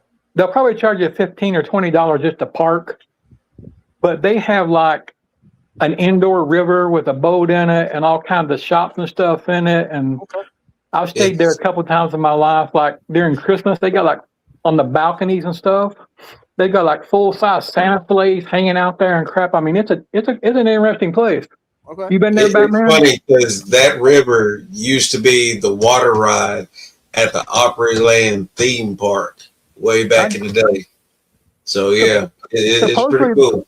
supposedly the water in it's from like 15 different rivers in the world, like the Mississippi, the Nile, and Amazon, and they've had water brought in and dumped in it from all those places. No kidding. Yep. That's cool. Remember it as a kid. Now, G-Paul, he did eat. He ate last week. Okay. So Yeah, he should be good. I did the 3 same weeks. thing. I fed Charlie. I was like, I'm gonna feed him now because he's going to crap, and hopefully he craps tomorrow morning because he ain't passed his bowels just yet. So hopefully he craps before he gets put in a box. He already did. I had to clean it yesterday. I learned my lesson. I accidentally forgot and fed that GHI Hypo boy that I'd sent to Alan at Damballa. Yeah. And he may have made a mess in the bag and had to have a bath. Yeah, it'd be like that. It'd be like that. I did Yeah, give I this. try to do that with the show animals too, man. I'll feed them a little early, even if I gotta shrink up the time frame just a little bit. Mm. That way I can stretch them out so they can clean out before the show. Yeah, a week before I don't feed mine. Yeah. I did give this GTP that I'm delivering down there a crawler just to make sure, because I don't know when he ate last. Right. Yeah. But I don't know about you guys, but people around in Pensacola found out you're going to Daytona. Can somebody drop this off to you and bring it back to me? And can you, hey, will you shop for me while you're down there? You know, can I video chat you and we can look for a specific animal? Hell yeah, I can help whatever I can do, man. You know me. No. I did that, man. I told a bunch of people I'm going to Daytona. They're like, have fun. They like party it up because they owe me a gecko. I'm supposed to pick up some geckos for somebody, and hey, there we go. G-Mall said, we'll pick them up. It's going to cost you a gecko. There you go. Yeah, yeah, exactly. Yep, got to buy an extra one. Yeah, that's right. That's right. Transport. Like I said, I'm glad John offered to take them down to you, G-Paul, with the heat and humidity up here. I was afraid to ship them, just to be real. It's crazy. It's been crazy everywhere with the heat for sure, man. Our humidity is through the roof, man. You wake up in the morning, the air is so thick, it hurts. It's like, bro, yeah, it's super freaking foggy and stuff. And you know, I came in the house today, and Abby looked at me. She said, "You're leaking." I said, "I ain't leaking. My fat's crying." It's bad. Yeah. You just stand outside, and it just starts getting on you. It's been bad because our AC went out at work in the break room, locker room, and everything else, and we're running steam through that boiler in the Gator, and there's no relief, dude. It's just everywhere. It's just like, oh my gosh, dude, it's horrible. But we made it. I'm here. Cool. Good to see you. So towards the end of August, 1st of September, if you want to do something to give a Rhythm Forge swag pack away as a guest to a viewer or something, figure it out and I'll make it happen. Got you. Okay. Got you. Yeah, we can do like a drawing or something. If you want, we can do it on the bio build kickoff. Whatever. You want to do it that way? That works because we're about second week of September landed is what we're predicting. We need, I think, one more participant, and then we'll have 12. I think we're right at 11 now, so we're short one. I don't think that's going to be a problem because I think my money should hit no later than September 4th, so we should be good. Okay. Yeah, let's do it that way then. That works. So. And I may just have them, go on Forever Candy and make the order, and I'll just, message Nick and say, hey, I'm sending it to you. Right. Yeah. Fulfill it that way. Yeah. That's smart. It was just much easier for me to let them Unlocked and Forever Kenny handle all my merchandise. I ain't got to worry about shipping it or anything else. And I'm supporting someone. I'm supporting one of us instead of Printify and all those jokers, I get it. Yeah. And you get a little better quality too, and a personal touch. Yeah. I agree. And he'll go in there and make tweaks. He's a perfectionist. He wants to make sure it looks good for you. Yeah. Most definitely. He'll go in and tweak the artwork and whatever he's got to do to make it right. scale you up to over 300 DPI, which is like digital pixels per inch or whatever, because you got to be over 300 in order for it to transfer to the DTF prints real nice. Right. You know? So Right. I do a little bit of dabble in some research, you know. Yeah. I may or may not have looked into purchasing a DTF printer. It's just out of budget right now. We'll just leave it at that, because I was going to do everything in-house. I was just going to pump out all my own merch and just say, you know what, I'll just ship it to everybody. I'll print it. I'll print it. I'll press it. I'll ship it. But then I'm like, that's with how many shirts that we run out, that might be a little difficult. We do have another interesting addition coming on. We decided to host another foreign exchange student, Nice. and this young man's from Bolivia. Okay. Okay. And it's probably going to be after we get back when he gets here, because their process is much different than the one in Italy when Beatrice came over from Italy. Because of their location in South America, I guess there's a lot of human trafficking that takes place. Mm-hmm. Yeah. So yeah. they have, even though his father is like a renowned cardiologist, he did the first ever heart transplant bypass stuff in Bolivia. They have by law to go to family court and present all the information to them before they can even buy the young man a plane ticket to leave the country. Oh, wow. Wow. But, you know, it's good, though, because at least they're taking steps to. Yeah, there's checks and balances for sure. It's just sad to think that some people sell their kids like that. Right. But his dad's also a rally racer, and he, you know, like a hobbyist in go-kart racing and stuff. And both of my one set of my grandkids both race go-karts and stuff, so it works out pretty good. And then my oldest grandson and Reggie's oldest son will all be going to the same high school at the same grade, so that's pretty cool too. Oh yeah. Yeah, that's cool. Oh yeah. It's nice. It's nice when everything links up like that and works. It's a very rewarding experience. It's like the girl we had from Italy. You know, she was a perfect child. I mean, if you had to pick a child, that was one you'd want to pick. Absolutely no drama, no trouble, respectful, sweet, intelligent, studied hard. And, you know, her parents made a big sacrifice letting her come here because her mother actually had cancer at the time. Mm. And she kind of led on to her daughter like she was doing better, so she didn't worry about her or anything like that. And then 2 to 3 months after Beatrice returned to Italy, her mother passed. Oh man. That's rough. That's rough. But one thing is, she'll always have a home in Pensacola, Florida, regardless of how old she gets. Heard that. There you go. Yep. She just requested no reptiles. She's just not excited about reptiles being in the house now. As long as they stay out of that room that she's gonna sleep in, it's fine. It's fine. Yeah. Well, that's what I told. His name's Jose David. That's what I told him. I said I kind of chose you because of the go-karts, and I figured at least in Bolivia, you've seen a boa or something, and you know, crawling around somewhere because they live in a rural area. He said, I don't know about snakes. And so they're in a room by themselves. They can't get to you. If you don't want to have anything to do with them, you don't have to. Yeah. Now, I didn't say there's a ball python on the fireplace in the living room and a couple of geckos on another stand, but you know. Yeah. But, Hey, Carl, Reggie just Yes. picked up some killer, I guess, designer house snakes that are going to be pretty awesome too. Yeah.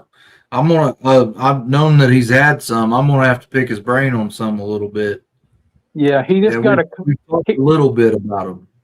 he just So- got a couple that are like, I guess, pretty rare, Mhm.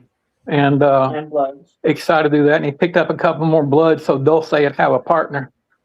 So what you're saying is, Carl, you need me to go find you a gray banded king snake at the expo and bring it back. So there was one at the expo yesterday that I almost came home with. yeah, that was the white and black banded. Though, Yeah, the wasn't it? white and black band. Yeah. Are you wanting that, or you want the gray banded?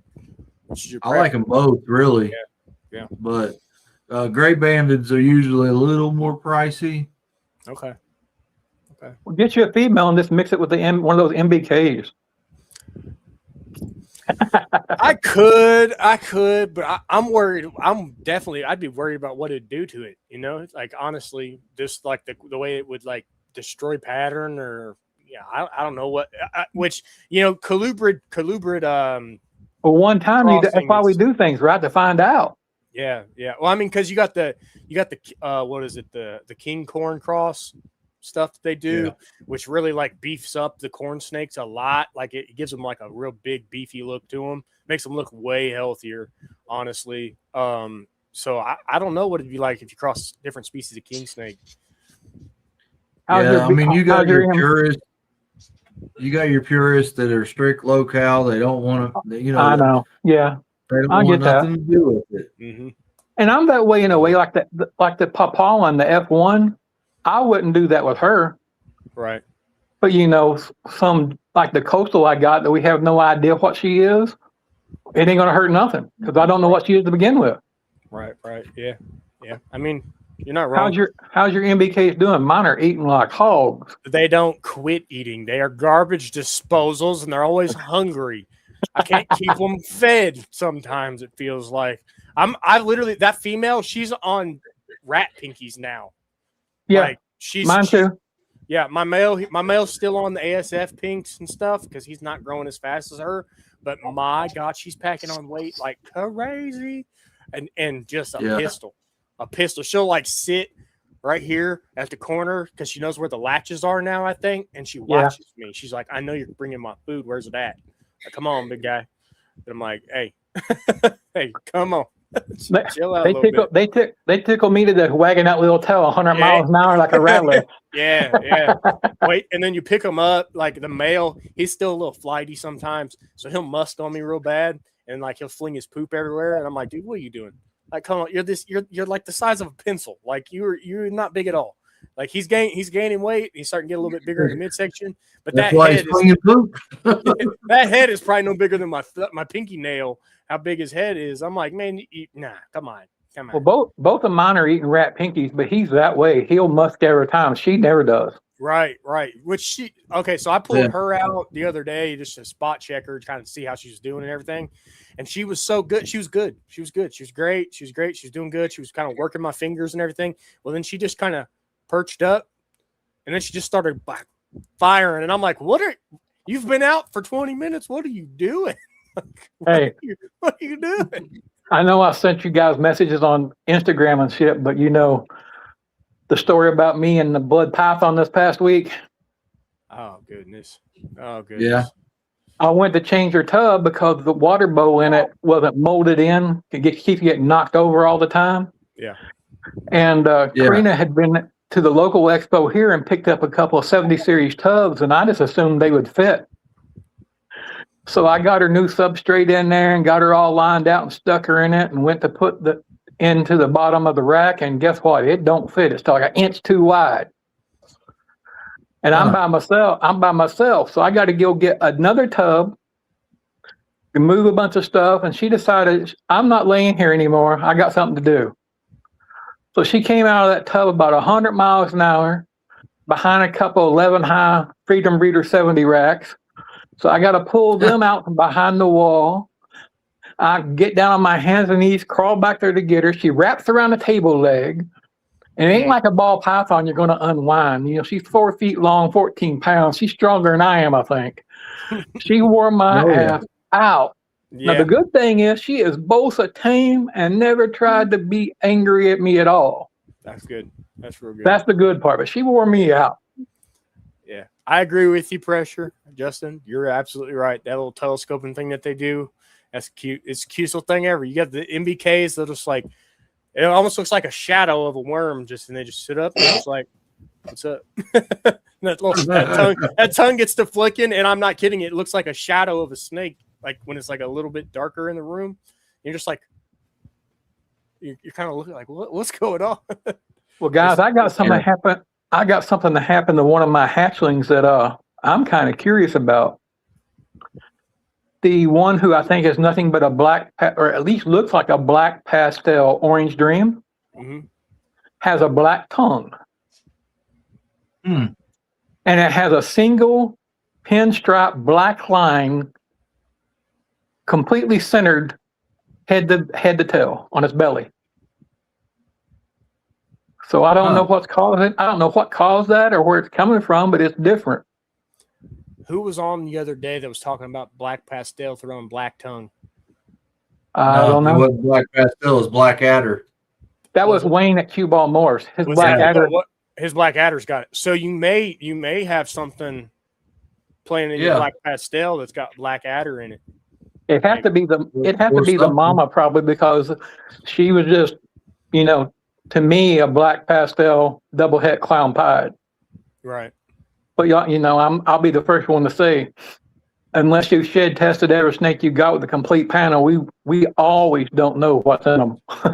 Yeah. Well, even that's roll not the dice. 100%, That's 'cause true too. not everything's testable yet as Right. well.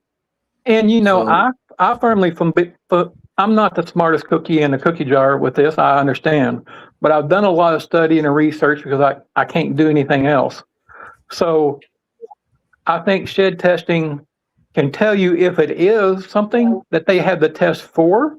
Mhm. But just because it tests negative doesn't mean that's what it is. It's like the DGABC, it's on 3 different alleles. Yeah. Not just one, where monarch may always be on the same allele. Well, this is 3 different mutations that does the same thing. Yeah. So there's no doubt that black pastel's got 15 different lines and red stripe and everything else. Yeah. You're not wrong, and you get better expression out of some than you do out of others, and Yeah. it's genetic lottery. You don't know what stock you're getting from. You don't know if somebody crossed with somebody else's stuff. It's not like nothing's pure, 100% genetically tracked from beginning to end, other than those projects that initiated and started in one location, right? Some of the, the more frequent common stuff, it's been tossed around back and forth so much. It's hard to tell. It really is. It's hard to tell. Yeah, I mean, Now, look at your lesser and butter, for example, right? Yeah. So there was a lot of things that were sold as lesser that were actually butter because at the time lesser was more expensive. Right. Yeah. And I'm sure there's a lot of, I label stuff however I buy it. Okay. So I've got Trick, Hurricane, and Blitz, right? Are they the same thing? Probably so.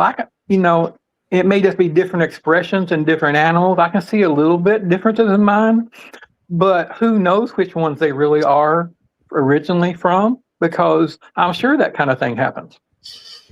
Yeah. And they crisscross with each other too. You got to look at it that way too.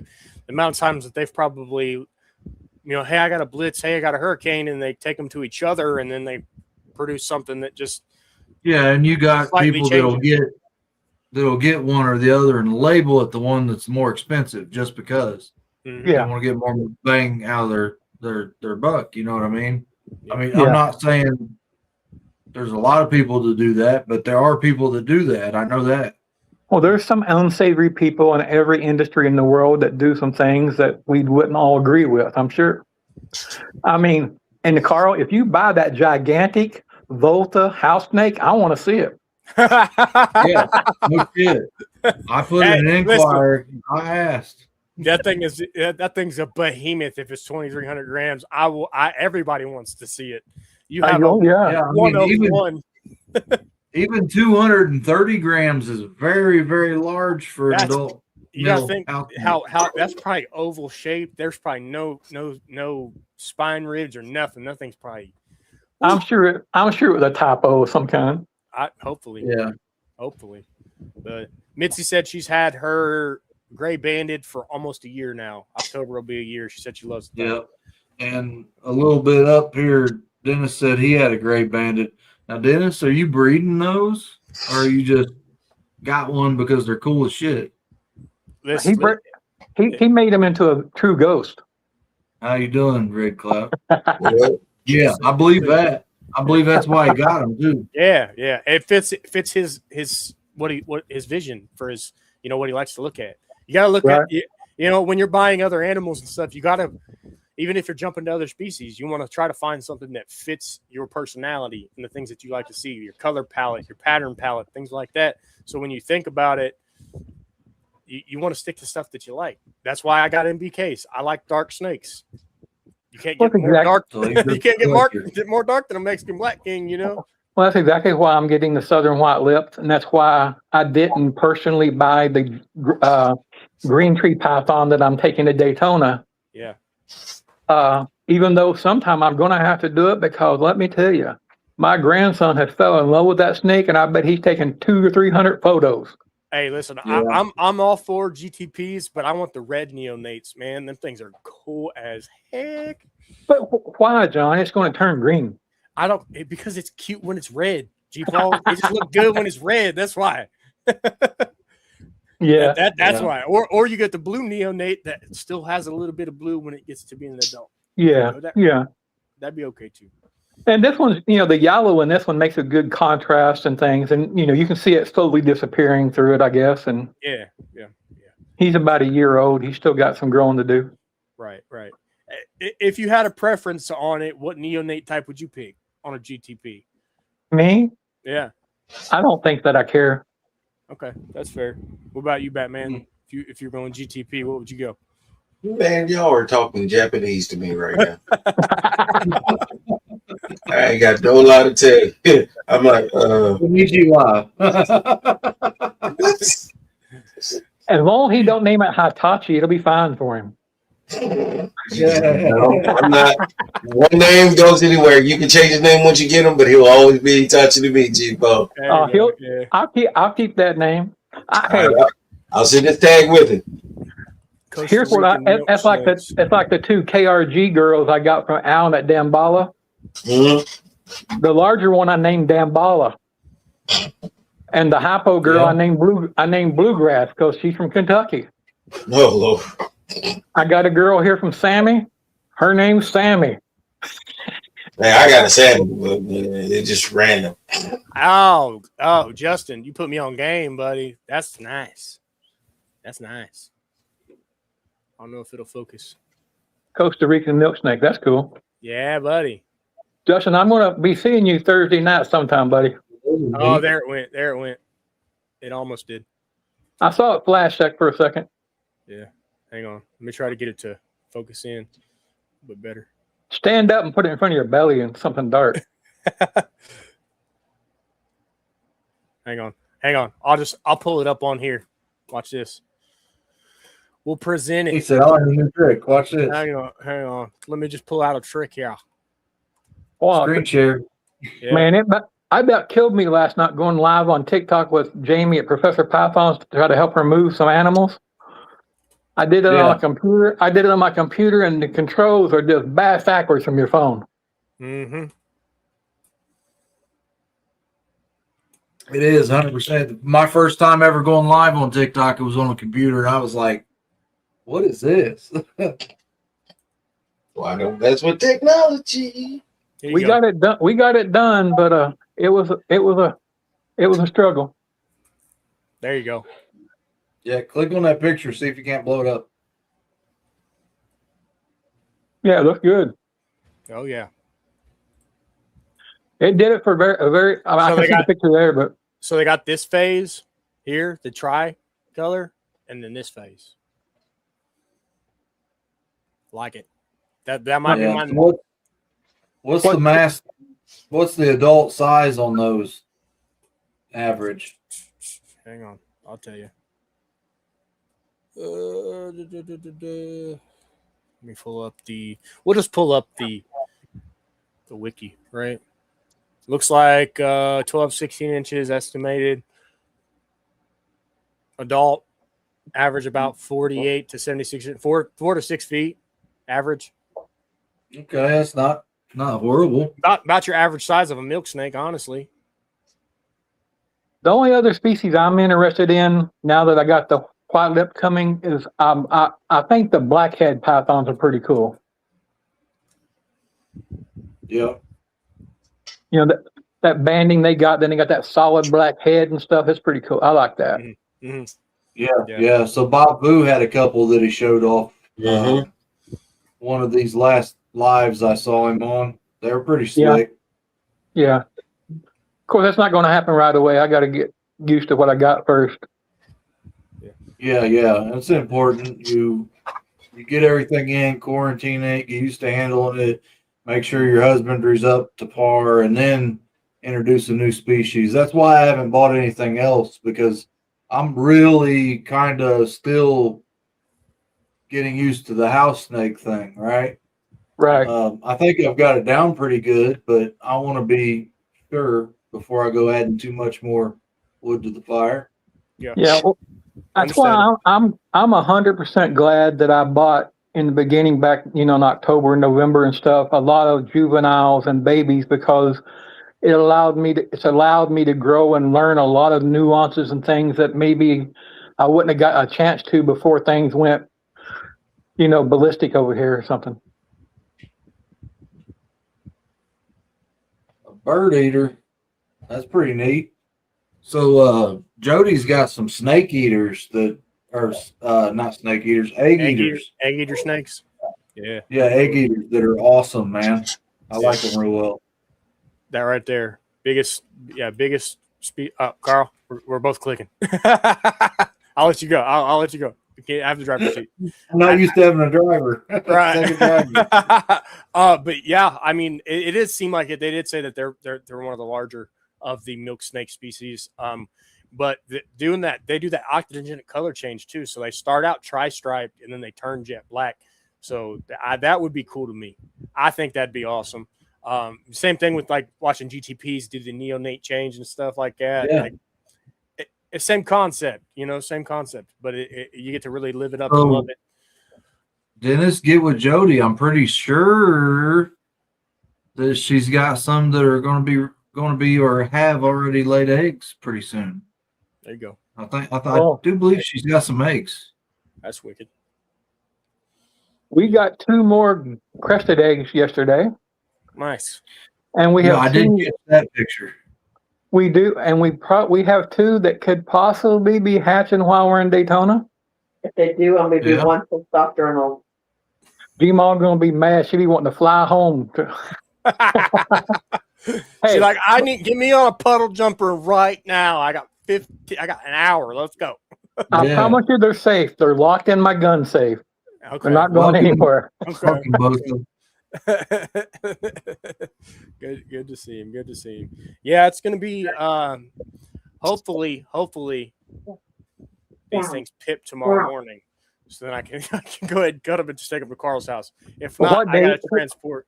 What day is it tomorrow on the eggs? Well, Thursday is 55, so tomorrow will be 53. I got you. Which means I technically could cut them if I wanted to, but I wanted to wait till they pipped before I did anything. Before I made any traction on them, I didn't want to mess with them. Just sit them in there. Don't touch them. Don't mess with them. Let them do their thing, rock and roll. And then I'll, as they come out, we'll cut them the rest of the way open. Well, I'm let them do the thing. I'm 100% sure Carl will have no problem waiting for a pip and cutting those things and sending you a video going, this one egg was empty, but I got a nice hole back now. He said, bamboo who? What are you talking about? You didn't get no bamboo out of that. Hey, I do need a male bamboo. I'm just saying. I know. And that listen. I'm hopeful that the bamboo is the dad. I'm hopeful because it's really going to help me strip away what that female actually is. If that's the dad, if the blackhead yellow belly pin's the dad, I don't know. It could be ivories that pop out. I really don't know because I don't know that the mom doesn't have yellow belly because I looked at a cinnamon Mojave yellow belly, and it looked pretty close to what that female looks like. So welcome in, Val. I don't know. Well, Val. Because originally when me and Carl were going back and forth because I got it in on trade. I traded a couple of old lizards for it that I had for a while. And the guy was throwing around a bunch of different genetics that just did not make sense. He didn't have them for very long when he gave them to me. So he didn't really have a clear-cut idea of what it was. Didn't know of any hets or anything like that either. So he gave me 2 snakes.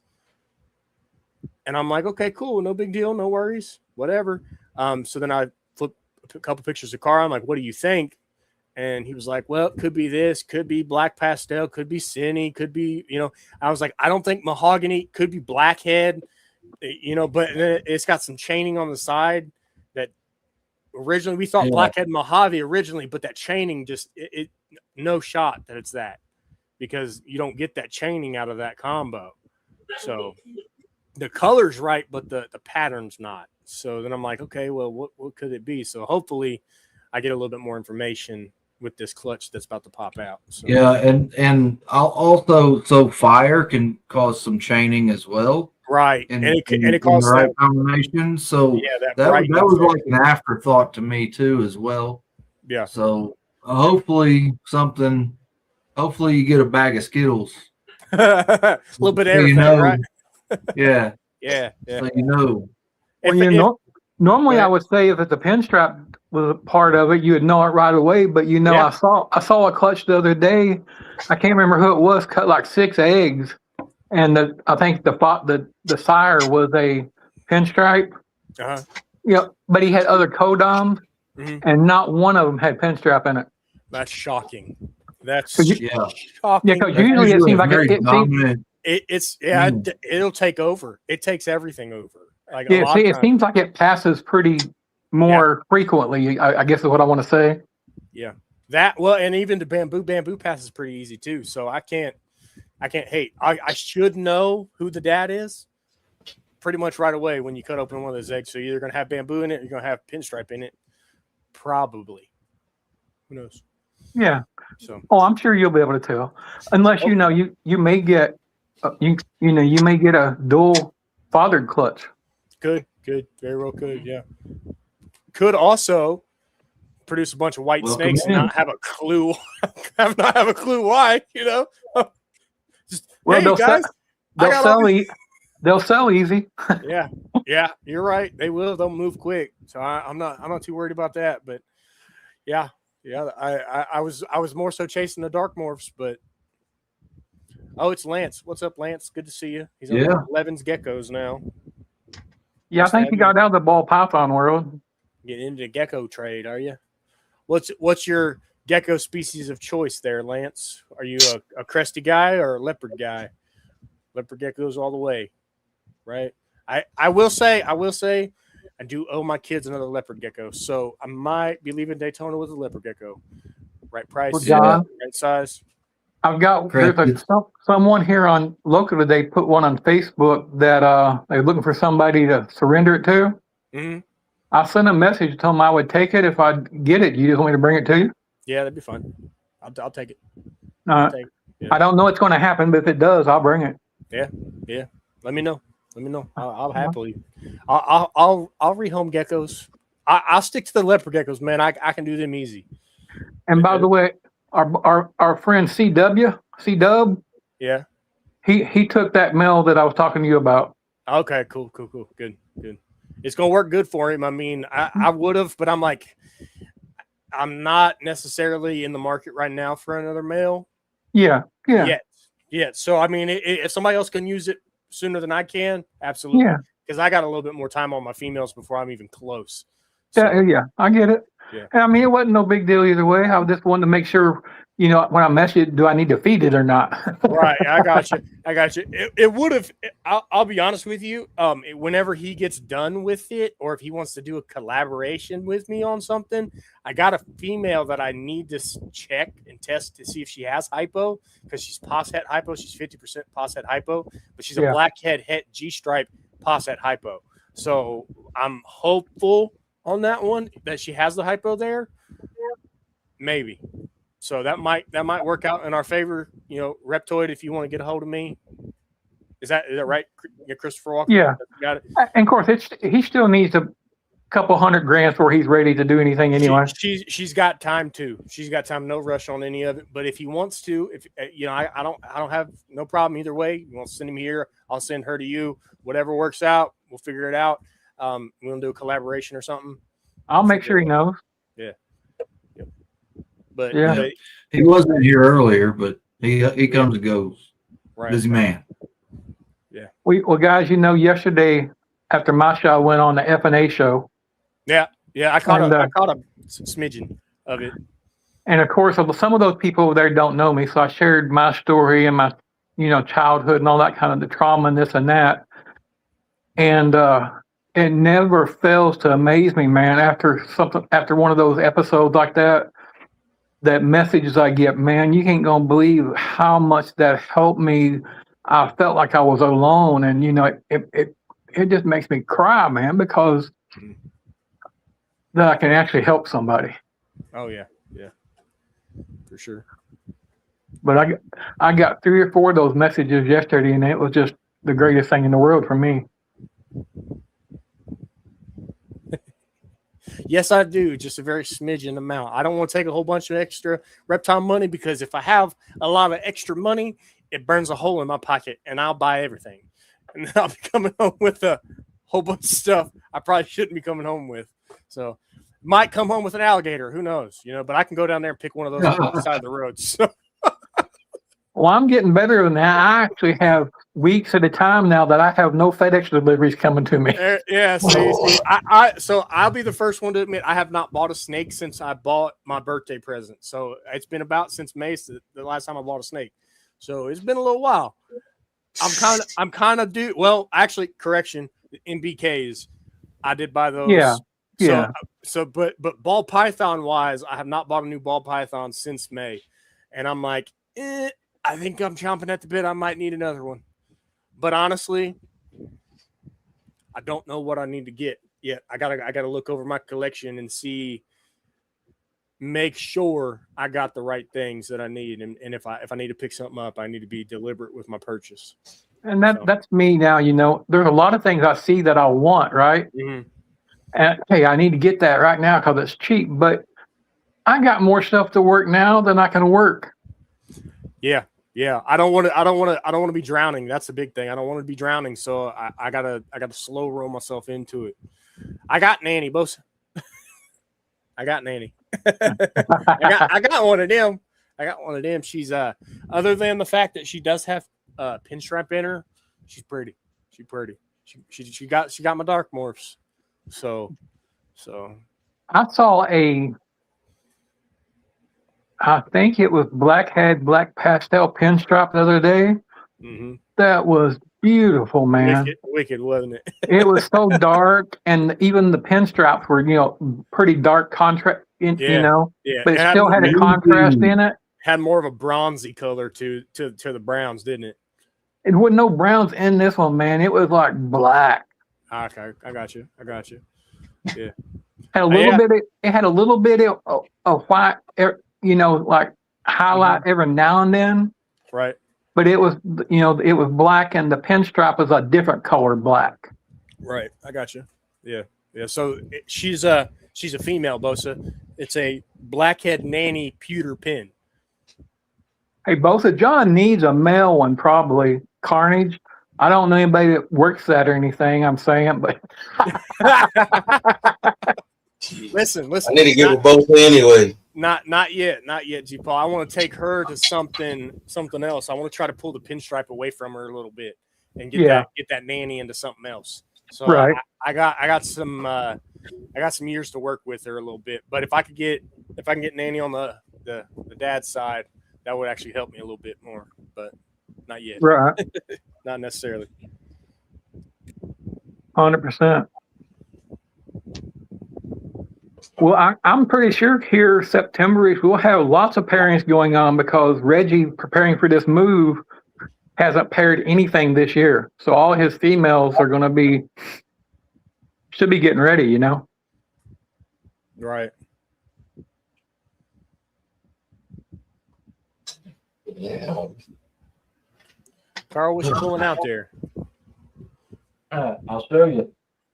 He's like, I got some nanny. I got some nanny over here. Well, I don't have nanny, but you guys were talking about new pickups, and my newest girl, she was in blue.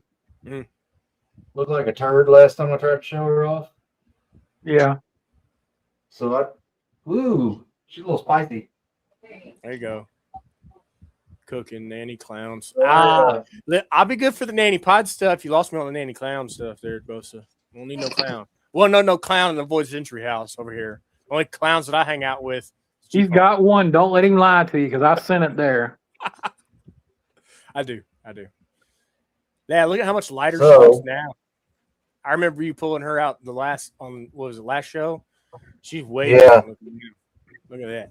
Yeah, I like that one. What is that? So, and I believe she's already growing follicles. So she is a Krypton, but she looks DG. I was going to I was say, gonna say she looks like the DG head buzzle I got right up here. And Yeah, I was she gonna- tests negative for DG. well, that don't mean anything, no.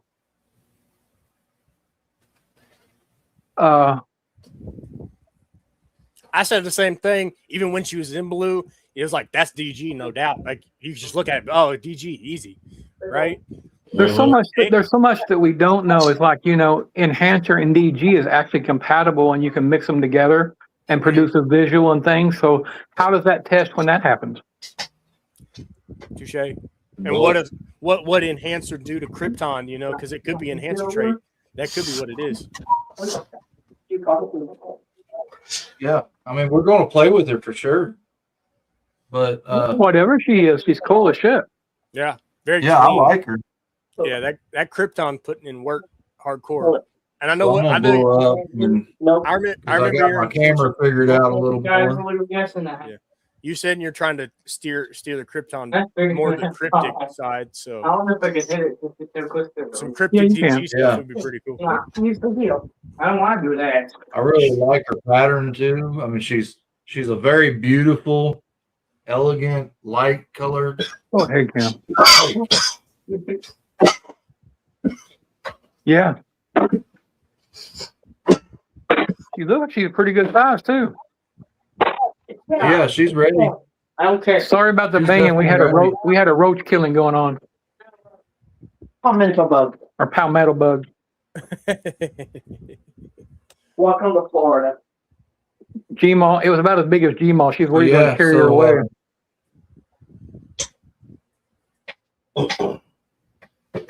I was ecstatic to see that she shed so I could show her off. Well, I thought you was going to call it a At her misfit or finest, something. you know. So I'm gonna. Hey, listen. Val did let he's letting some go. He is letting I know. some I'm go. saying. I thought he's fixing to pull out a misfit or something there. Hey, listen. If Carl's got misfit money, Yeah. So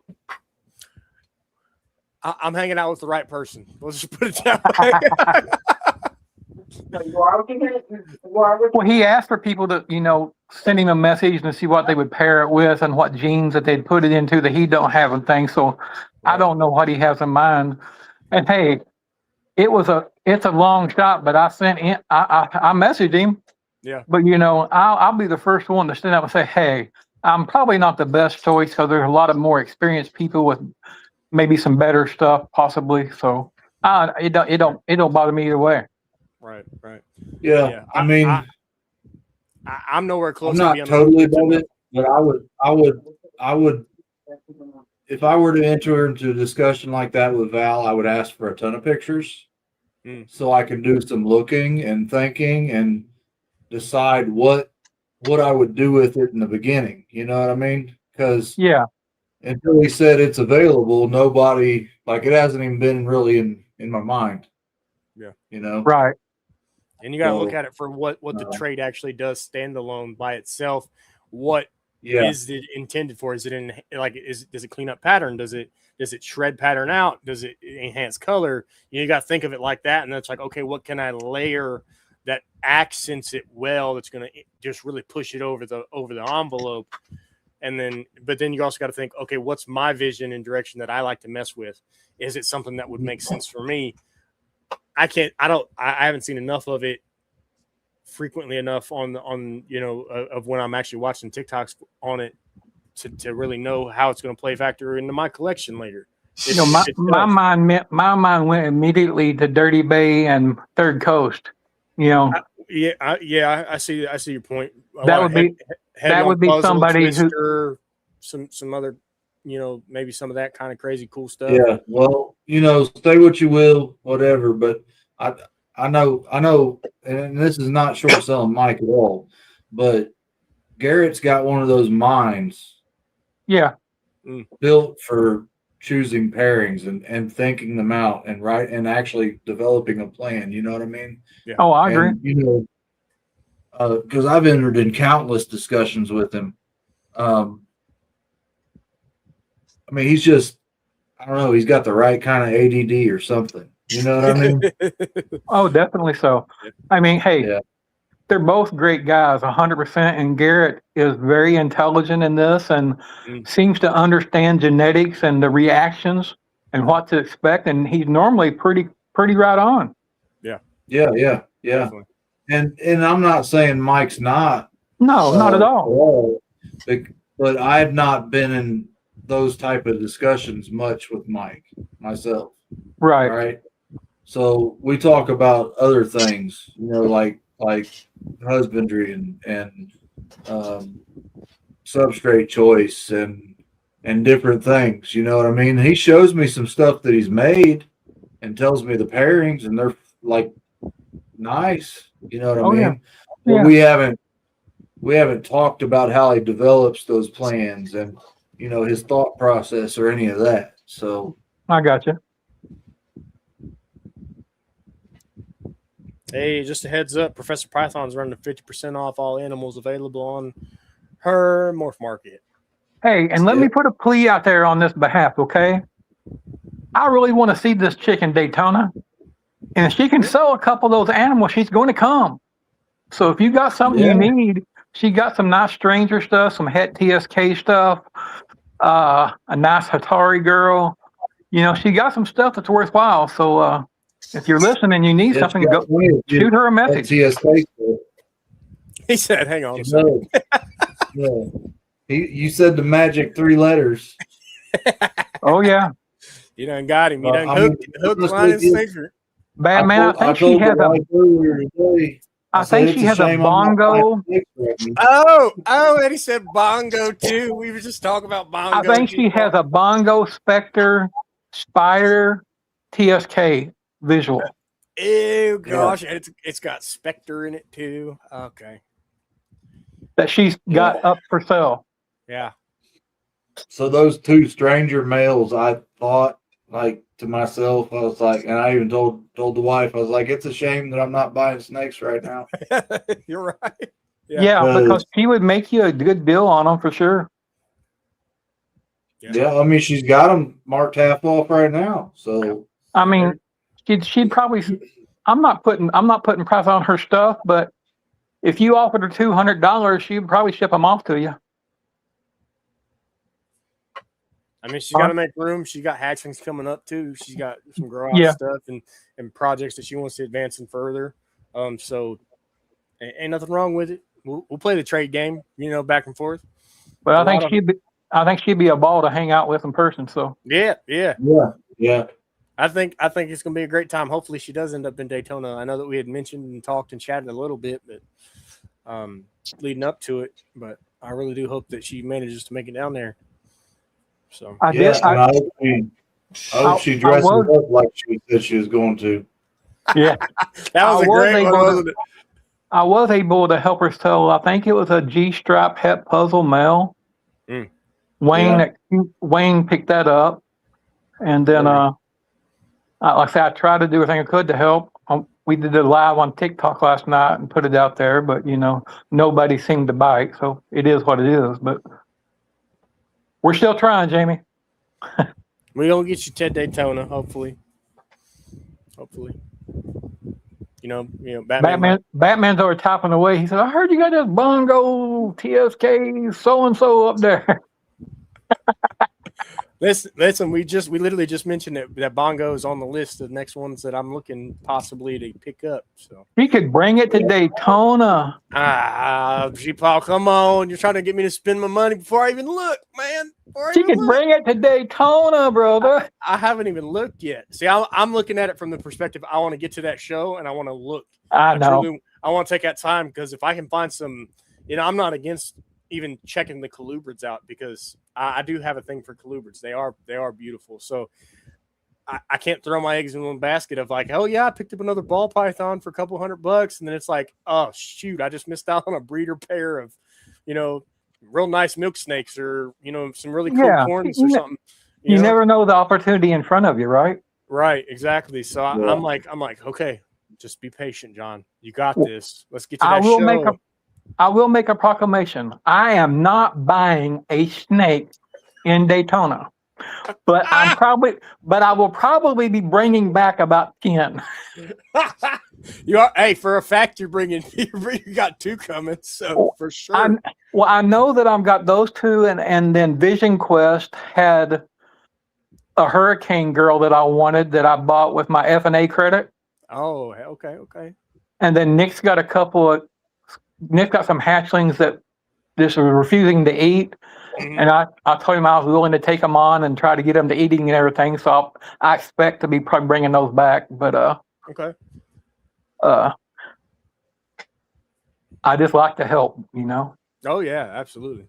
There you go. Yep. Link in the comments there, guys. Tap in. We need her to get to Daytona. Yeah, y'all reach out to her. She got something you want at a very good price. I've seen them. Man, she's got one het TSK girl that I would buy and not care if it had TSK in it. She's just that beautiful. Might be the way to go. Might be the thing to look at for sure. I don't know. I'm not ready for the TSK stuff yet. I'm gonna stick to my hets that I got. Yeah. I'm gonna hammer out this Ultra and this DG Pied stuff first, and then we'll talk about adding some layers. Well, I've got the 2 VPI girls here, a Gmalls, Some and TSK Ultra Snows. Come on. And Hitachi will make, a trio of them, and that's all I'm going to buy of those for her. But I did get rid of my TSK stuff I had because I wasn't happy with the expressions that I had. I got you. And that's important. Yeah. So I will replace them at some point, but it's going to be something that's got a lot better expression than what I had. Gotcha. That's smart. That's a smart way to look at it. You want to cultivate the best visual expression of that particular trait that you can. Right. If you got something that's standalone, kind of, you want best of the best breeding the best of the best because you're just going to produce that much better, right? Obviously, that's kind of the way it looks. But we don't look at it from the same perspective that somebody in the pet trade is going to look at it. Somebody from the 100%. pet trade is going to be like, "Oh, look at the pretty white snake," and then I'm thinking like, "Hey, it's got a muddy head stamp. It's not a pure white snake." But I will shout out to Gmal. She did a good job picking out her 2 VPI girls. They're not supposed to be DG, but I don't know. They got some DG-esque look to them. Very clean, and they're both probably 8-9 months right now. Gotcha. There's no browning out started at all. Heck yeah, that's cool. That is cool. That's good. That's good spot to be at. And that's what I want from TSK. Yeah. Give it your boy. Look at him. He keeps popping up. He's like, give it your boy. Let's go. I can't afford MJ, so it's going to be TSK. Yeah. I lucked out with my VPI male. He's not the absolute brightest that I've ever seen as an adult, but he is not brown. Yeah. Right. So, well, our boy at Mission Morris has still got that clutch that he had for sale for a while. That are some, they have a great expression. So that might be it'll probably be on the table at Daytona. We've discussed it a few times. We'll put it that way. Yeah. He's going to have some pretty cool stuff down there and in Daytona. So John's not coming to. Oh yeah, he is. Yeah, what was I thinking? I don't know what I was thinking. I know he is. I know he is because he's bringing them some boudin and deer meat and all kinds of good stuff. Yep. Man, Carl, you're missing out, man. I'm telling you. Boudin. I I'm got telling room, you. I got room in the car. And you don't got to bring that much money. It's okay. The hotel's paid for. We can throw another cot or change our room to get a different bed or something. It ain't a big deal. Just get that time off work, man. We leave tomorrow evening. I did have a backup plan in place. In the beginning, we didn't know for sure when the exchange student would arrive, so GMall was kind of, what do I do? You know, I can't, you know. I said, well, if you can't go, my boy Jake over Jake Exotic Balls will come with me. There you go. There you But go. but GMall's going to come. She's just going to tell him straight up, if he ain't here by Wednesday, he got to wait till the next week. There you go. Yeah, for sure. That's what Can't come on Thursday, Friday, Saturday, Sunday, or Monday. We won't be home. Right. Yeah, we're gonna be a little bit out of town there, so for sure.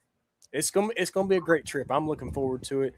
I'm gonna do a little bit of exploring in the meantime. I might have to find a zoo or two, you know, to check out. You know. Well, supposedly right outside of the, within walking distance there's like a, I don't know what you call it, like a bird sanctuary. That Justin and Sammy are going to hit up. I'm going to go over there too. I think it'll be pretty cool. Hey, I'm a bird guy. I love me some birds, man. So that'll be interesting. But I'll be the first to tell you, it will be the first big show I've been to, and I'm going to enjoy the show. But more than anything, it's meeting all of you folks in person that's exciting for me. Yeah, we gotta get some pictures. If you don't take a picture, it didn't happen. Carl done told me that. So I'm gonna have to be posting pictures. Evidence. Yeah, I gotta have evidence. Yeah. So. Well, I'm going to try to do some videos, and I'm going to probably change shirts 4 or 5 times a day to get everybody's merch in and things like that, and come back forget, and you got rep that Boy Century Serpents. You know, you got odds gods. You know, you got to really throw down. I'll have them all with me. And what I don't wear, GMall wear. Yeah, look right there. You go. Yeah. I had some special Bosa shirts made up. It's on the front. It's got the Diana logo on it. Always remember with the butterflies. Yeah. And on the back, it's got Bosa's logo on it with Daytona 2026 on it. Heck yeah. That's awesome. And then I'm pretty sure that tomorrow I've got some merch arriving from Cue Ball. Okay. And Mercer Reptile, so I'll have those with me as well. Yeah, right on. That's cool. Yeah, I know that like a lot of what Daytona does is like people do a lot of exchanging. So like shirt for shirt, you know, trading and stuff like that. So that's what I'm hoping to do. I'm hoping to be bringing back a whole bunch of really cool merch. Well, I know that I'll be working the ReptileAds booth from Sunday afternoon, so I'm sure they might have something there. Zach already said all I gotta do is just make sure I give him a 5-star I know. review. I heard him. He's like, I got you. He said, and then you gotta come back through Nashville on your way home. Right. You go to Nashville and get you some Nashville hot wings. Could give you good hot wings. Yeah, could. I don't know, man. I don't know what we're going to do. I don't know what's in the cards yet. So. Only way I'm eating some Nashville hot wings if they're made at the barbecue. Yeah. There you go. We ain't gonna go stop by no KFC or Lee's or Yeah. Now look, guys, I had a fantastic meal tonight. I thought it was a surprise birthday party because out of the blue, my daughter invites me to dinner. Well, her fiance, you know, we're members of the Cherokee tribe of Kentucky, but he's a member here of the Creek tribe up in Atmore, Alabama. And they have like their own butcher shop there. And these steaks, man, there was no chewing to it. You just put them in your mouth and let them melt. Great flavor. No steak sauce needed, none of that kind of stuff to hide the yuckiness out of them, you know. They were just absolute fire. And it's the first meal that I have enjoyed probably in 6 months. Because, you know, my taste buds have changed so much from losing weight and I guess my metabolism changes or whatever in my body going on. Yeah. That things that I once craved and really loved, I'll take a bite. I go, man, that tastes like shit. Yeah. Oh yeah. Oh yeah. Yeah. It does, man. You rewrite your whole palate completely. Like, you start losing weight, you start actively dieting and everything. You shift perspective over time. I mean, you do like milk, like regular. After a while, you just don't crave the stuff no more because it doesn't do it for you. Regular whole milk is gross. It tastes too sweet. There's two things that I still eat that I haven't changed my taste buds on, and people think it's crazy, but one of them's peanut butter. Yeah, I ain't coming off no peanut butter, man. Listen, I'm a peanut butter bandit. and the other one is just pure out bologna. Hey, you all right? Here it goes, you Paul. Yeah, represent. That's right. That's a struggle right there, buddy. Peanut butter bologna. G-Mall told me yesterday, the day before, she said, I'm really craving some fried bologna. I said, we probably need to get some then. Fried bologna sandwich with some mustard and a slice of cheese. Ooh, ain't nothing better. Ain't nothing better. That is the spot, man. Hey, and it may sound crazy, but a fried bologna sandwich, some potatoes fried up in a skillet with some onions in them, diced up in them or sauteed together or whatever, and fried crisp, or some collard greens, whatever, fried cabbage. I don't care. Some of that soul food, man. No, I still love that stuff. Come on, Jamie. Bring me some peanut butter cookies. Let's go. Yeah, buddy. Hey, Jamie, we're trying to get Mr. TSK in the bottom down there corner of opposite of me to give you a ring because he needs to buy some snakes from you. Yeah. He's got the new pretty racks he needs to fill up. That's right. That's right. And I think our boy Jamie, I think our boy John at Void Century wants some bongo in his life. Hey, listen. Maybe. I gotta help the girl out, man. Maybe. Listen, but I'll tell you what. If somebody brings me some peanut butter cookies, anybody that's in watching this show, bring me some cookies. I got a shirt for you. I'll make that trade. Bring me some peanut butter cookies. I'll make that trade. I got most of your shirts already, though. I know, but see, this is Daytona exclusive. We're gray with the black font breeding ground shirt. So I'm not even giving out Void Century merch. I'm going down there giving out breeding grounds merch. Gotcha. I gotcha. So I am on a mission at Daytona. We are going to gain at least 20 followers. He said we're going aluminum. We're going to expand.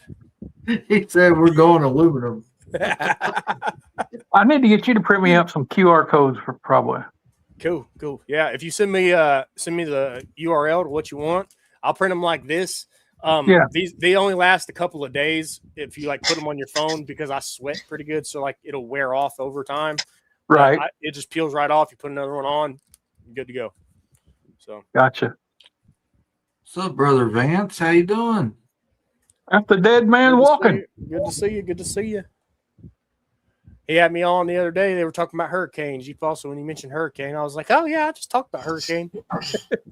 Yeah, I saw y'all on there. I actually talked to him after that a little bit, and I guess I'm going to join his football league kind of thing at Thunderdome. There you go. Yeah, right on. That's cool. Yeah, see, we was talking about this earlier. Yes, right. Listen, Jamie, I mentioned it to him. He said, that sounds like a great idea. Got to. Yeah, absolutely. You got the shirt and everything. You got shirt and everything. I'm all for it. Let's do it. I'll let you put a chain to your belt or something and act like you're dragging me in my wheelchair around Daytona. we'll tell everybody Carl's my mule. Yeah, right. Yeah. Mini Carl right there. Here we go. She said, we have the mini squatch right. Can you imagine the footage you could get out of that, John? Oh, it's gonna be great. Man. It's gonna be great. It's gonna be a great time. I get so amped up when I think about it. The trip's just gonna be smooth sailing, no issues, no worries. I'm gonna have a great time. I'm gonna have a great time. The only thing that I'm really stressed about right now is my transfers, my shirt transfers. Man, dude told me, he was like, I'll have them done Tuesday morning. I messaged him today, said, hey, are we still good for tomorrow morning? He said, I had somebody that added to their order. It's looking like Wednesday, and I was like, man, that ain't gonna work. I was like, it just ain't gonna work. I was like, is there any way you can get me done before I leave Tuesday evening? Because I'm leaving Tuesday evening. He was like, yeah, I can get you done at 3. I was like, I'll be there at 3 o'clock. I was like, I'll be at your door at 3 o'clock exactly. I was like, because that's about right when I'm going to be leaving anyway to start heading down. I mean, give me plenty of time to get to Batman and everything like that. So I am super excited about it all, but there's one bad thing. These next 2 days are going to seem like 2 damn weeks. Yeah. You're like, oh, I'm just so antsy. Yeah, I get you. So yeah, I got to take my kids to school in the morning and everything, guys. So I'm gonna hop off here so I can get to bed. Yeah, I ain't too far. I'm there myself. I got a early morning. Up to you. You want to wrap it now? Let's call it. Yeah. Let's go ahead and run it through. Yep. Batman, you got anything to say before we cut out? Just appreciate everybody coming out, showing love. Good talking to everybody, meeting new people, new friends. Got a couple of new followers on my side, especially. So grateful to everybody. Hope to see y'all again soon. No. Yeah. Right on. Appreciate you, man. What about you, I'll be Big seeing Paul? you tomorrow night. That's right. We're gonna get some dinner. Well, man, I appreciate all three of you for sure, 100%. You don't know how much the relationship and the friendship has meant to me, and even mentoring when you don't even know you're doing it and those things like that. Of course, everyone in the chat, this community has been so endearing. It's one of the things on the F&A show the other day said, well, how long you been doing this, G. Paul? I said, since October. He said, huh? He said, it seems like you've been around forever. No, man, I just go 100 miles an hour and don't know any better. That's it. Right. That's right. But I appreciate everybody. And that's, I want to see everybody in Daytona. We'll be there Thursday through Monday. So you look me up. You'll find us. I'll make sure we're easy to see. Yeah, I'm gonna be there in spirit. I'm gonna be watching the social medias and all the content that everybody's pumping out. So I'm Breeding gonna Grounds get there, merch. just not this year. Hit your boy, sure. Breeding Grounds merch. We got you. We'll do some trading. Come my way. Batman, what size are we talking? We talking 2X? I got XL. XL? All right, shoot, man, that's the same size as me. We got you. I got you. Batman, do you have any 3X shirts around? I got some on order. Well, that ain't going to be no good by then. Well, I'm sorry. Yeah, I sold out. What do you want me to do? I want you to sell out. I want you to sell out every time. What I want you to do. Absolutely. I will. Hey, you 4 are at the top of the list. That's why I told her to order specific numbers, because I was like, don't add 4 into our regular count for whatever. These go to these guys. So right on. Gotcha. I got y'all. I appreciate it, brother, for sure, 100%. And like I say, end of the month for September, you'll be getting some too. Yeah, I've got a couple shirts and a few gifts to put out in the mail that I got to send off here soon. I just been dragging ass trying to get everything done and get to the post office. To be honest with you, it's been a busy few months around here. Oh yeah. John, we do need a Satchmo shirt with a Satchmo hanging up like a deer. It's being cleaned. It's been harvested, and snakes doing the cleaning. Yeah. Okay. All right. Hey. All right. I'll keep that in mind. We'll dabble. Jamie actually made a good recommendation for when we make our thumbnails for YouTube to include everybody's logo, like add it to the Breeding Grounds logo. So like you're invited to the campfire. So that's a good idea. It's a good idea. Yeah, so, cool. So that might be the route we take kind of moving forward. We might do some little editing and like add some people in, kind of thing into the campfire. So Yeah. For the thumbnails, so we already need to we need to get this thing up here with our sponsor logos on the side of it as well. Oh yeah. Yeah. Yeah. We're gonna be making some changes. I've been trying to tweak mine. Been fighting with it a lot. I made a couple and I threw them up, and everything shows up except for the logos. Yeah. But they're there. But they are there. Right. Yeah. But I get it. I get it done. For sure. Yep. Right on. Yep. So I guess I'll start off, man. I want to thank everybody come out in the comments, and as always, you guys that hopped in with us. Appreciate the ongoing support. You're always here. You're always down, and I absolutely love it. As far as everybody packing up and heading towards Daytona, have a safe trip. Make sure you put the content out when you're safe to do so, not while you're driving down the road. And I'm definitely looking forward to seeing all the content and everything that you guys see down there, all the cool stuff you do. I'm looking forward to seeing pictures of you guys meeting people that you've only talked to online. That's going to be cool. Memories being made. That's what it's about right there is memory. Yeah, 100%. Yep. But, until next week, man, just keep your head up and keep the passion alive. And I'm going to turn it over to John. All right. I just want to say thank you guys, everybody that's in the comments, the chat, all over every social platform that we got this thing rocking and rolling on. Thank you to any of the new people that we acquired that have been in the background watching. If you are watching, don't hesitate to comment on the YouTube channel, man. If you got a question, ask it. We promise we'll get you an answer in some way, shape, or form, whether it be one of us answering, one of our panel guests answering, or somebody in the chat answering, because we have a epic community, and we could not thank you guys enough for all that you guys do for us. Without you, we wouldn't be able to keep coming out here every single Monday, having these awesome conversations, making these great connections, and eventually meeting you guys in person. That's the goal, right? Eventually we'll all meet in person. We'll have a great time, maybe go out for dinner, do something cool, trade out some merch back and forth, check out everybody's cool collections that they got. What you got, G Paul? One more thing. What you got? Batman, how close are you to Knoxville? 45 minutes to an hour. Brother, I will be flying into Knoxville sometime the 1st of September to stay with my nephew there, so I will hit you up. Okay. There you go. There you go. There you go. There you go. All right. G Paul and Batman doing a collab. That's awesome. Got to take a picture. Remember, don't take a picture. It didn't happen. That's right. That's right. Yeah. That's right. Yeah. So I will be at Daytona, guys. We will be handing out Breeding Grounds shirts. They will not have the sponsors on the back. They will just be gray shirts with the Breeding Grounds logo right there, like Carl's got with the black ink lettering. Great representation. They will be printed and transferred on site same day. So be wary of that. I'm gonna do my best. Hot off the press. Human error. We got that. It is what it is, but it's okay.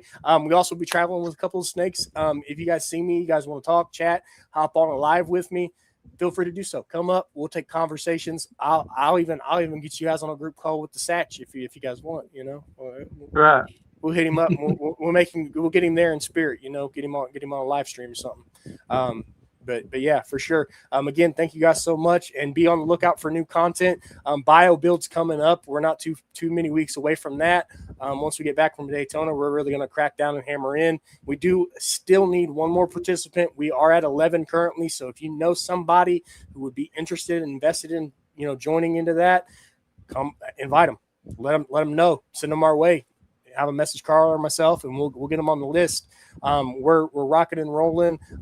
We will do a big rollout. So everybody that's participating will be on alive, so that we can do an assignment of your animal species and everything. And we'll set the parameters same day as well, for what everybody's got to kind of conform to as far as like enclosure size and some of the other like budgets and things like that. We'll be rolling out more of those details in the coming weeks. So just be on the lookout for new information coming from us.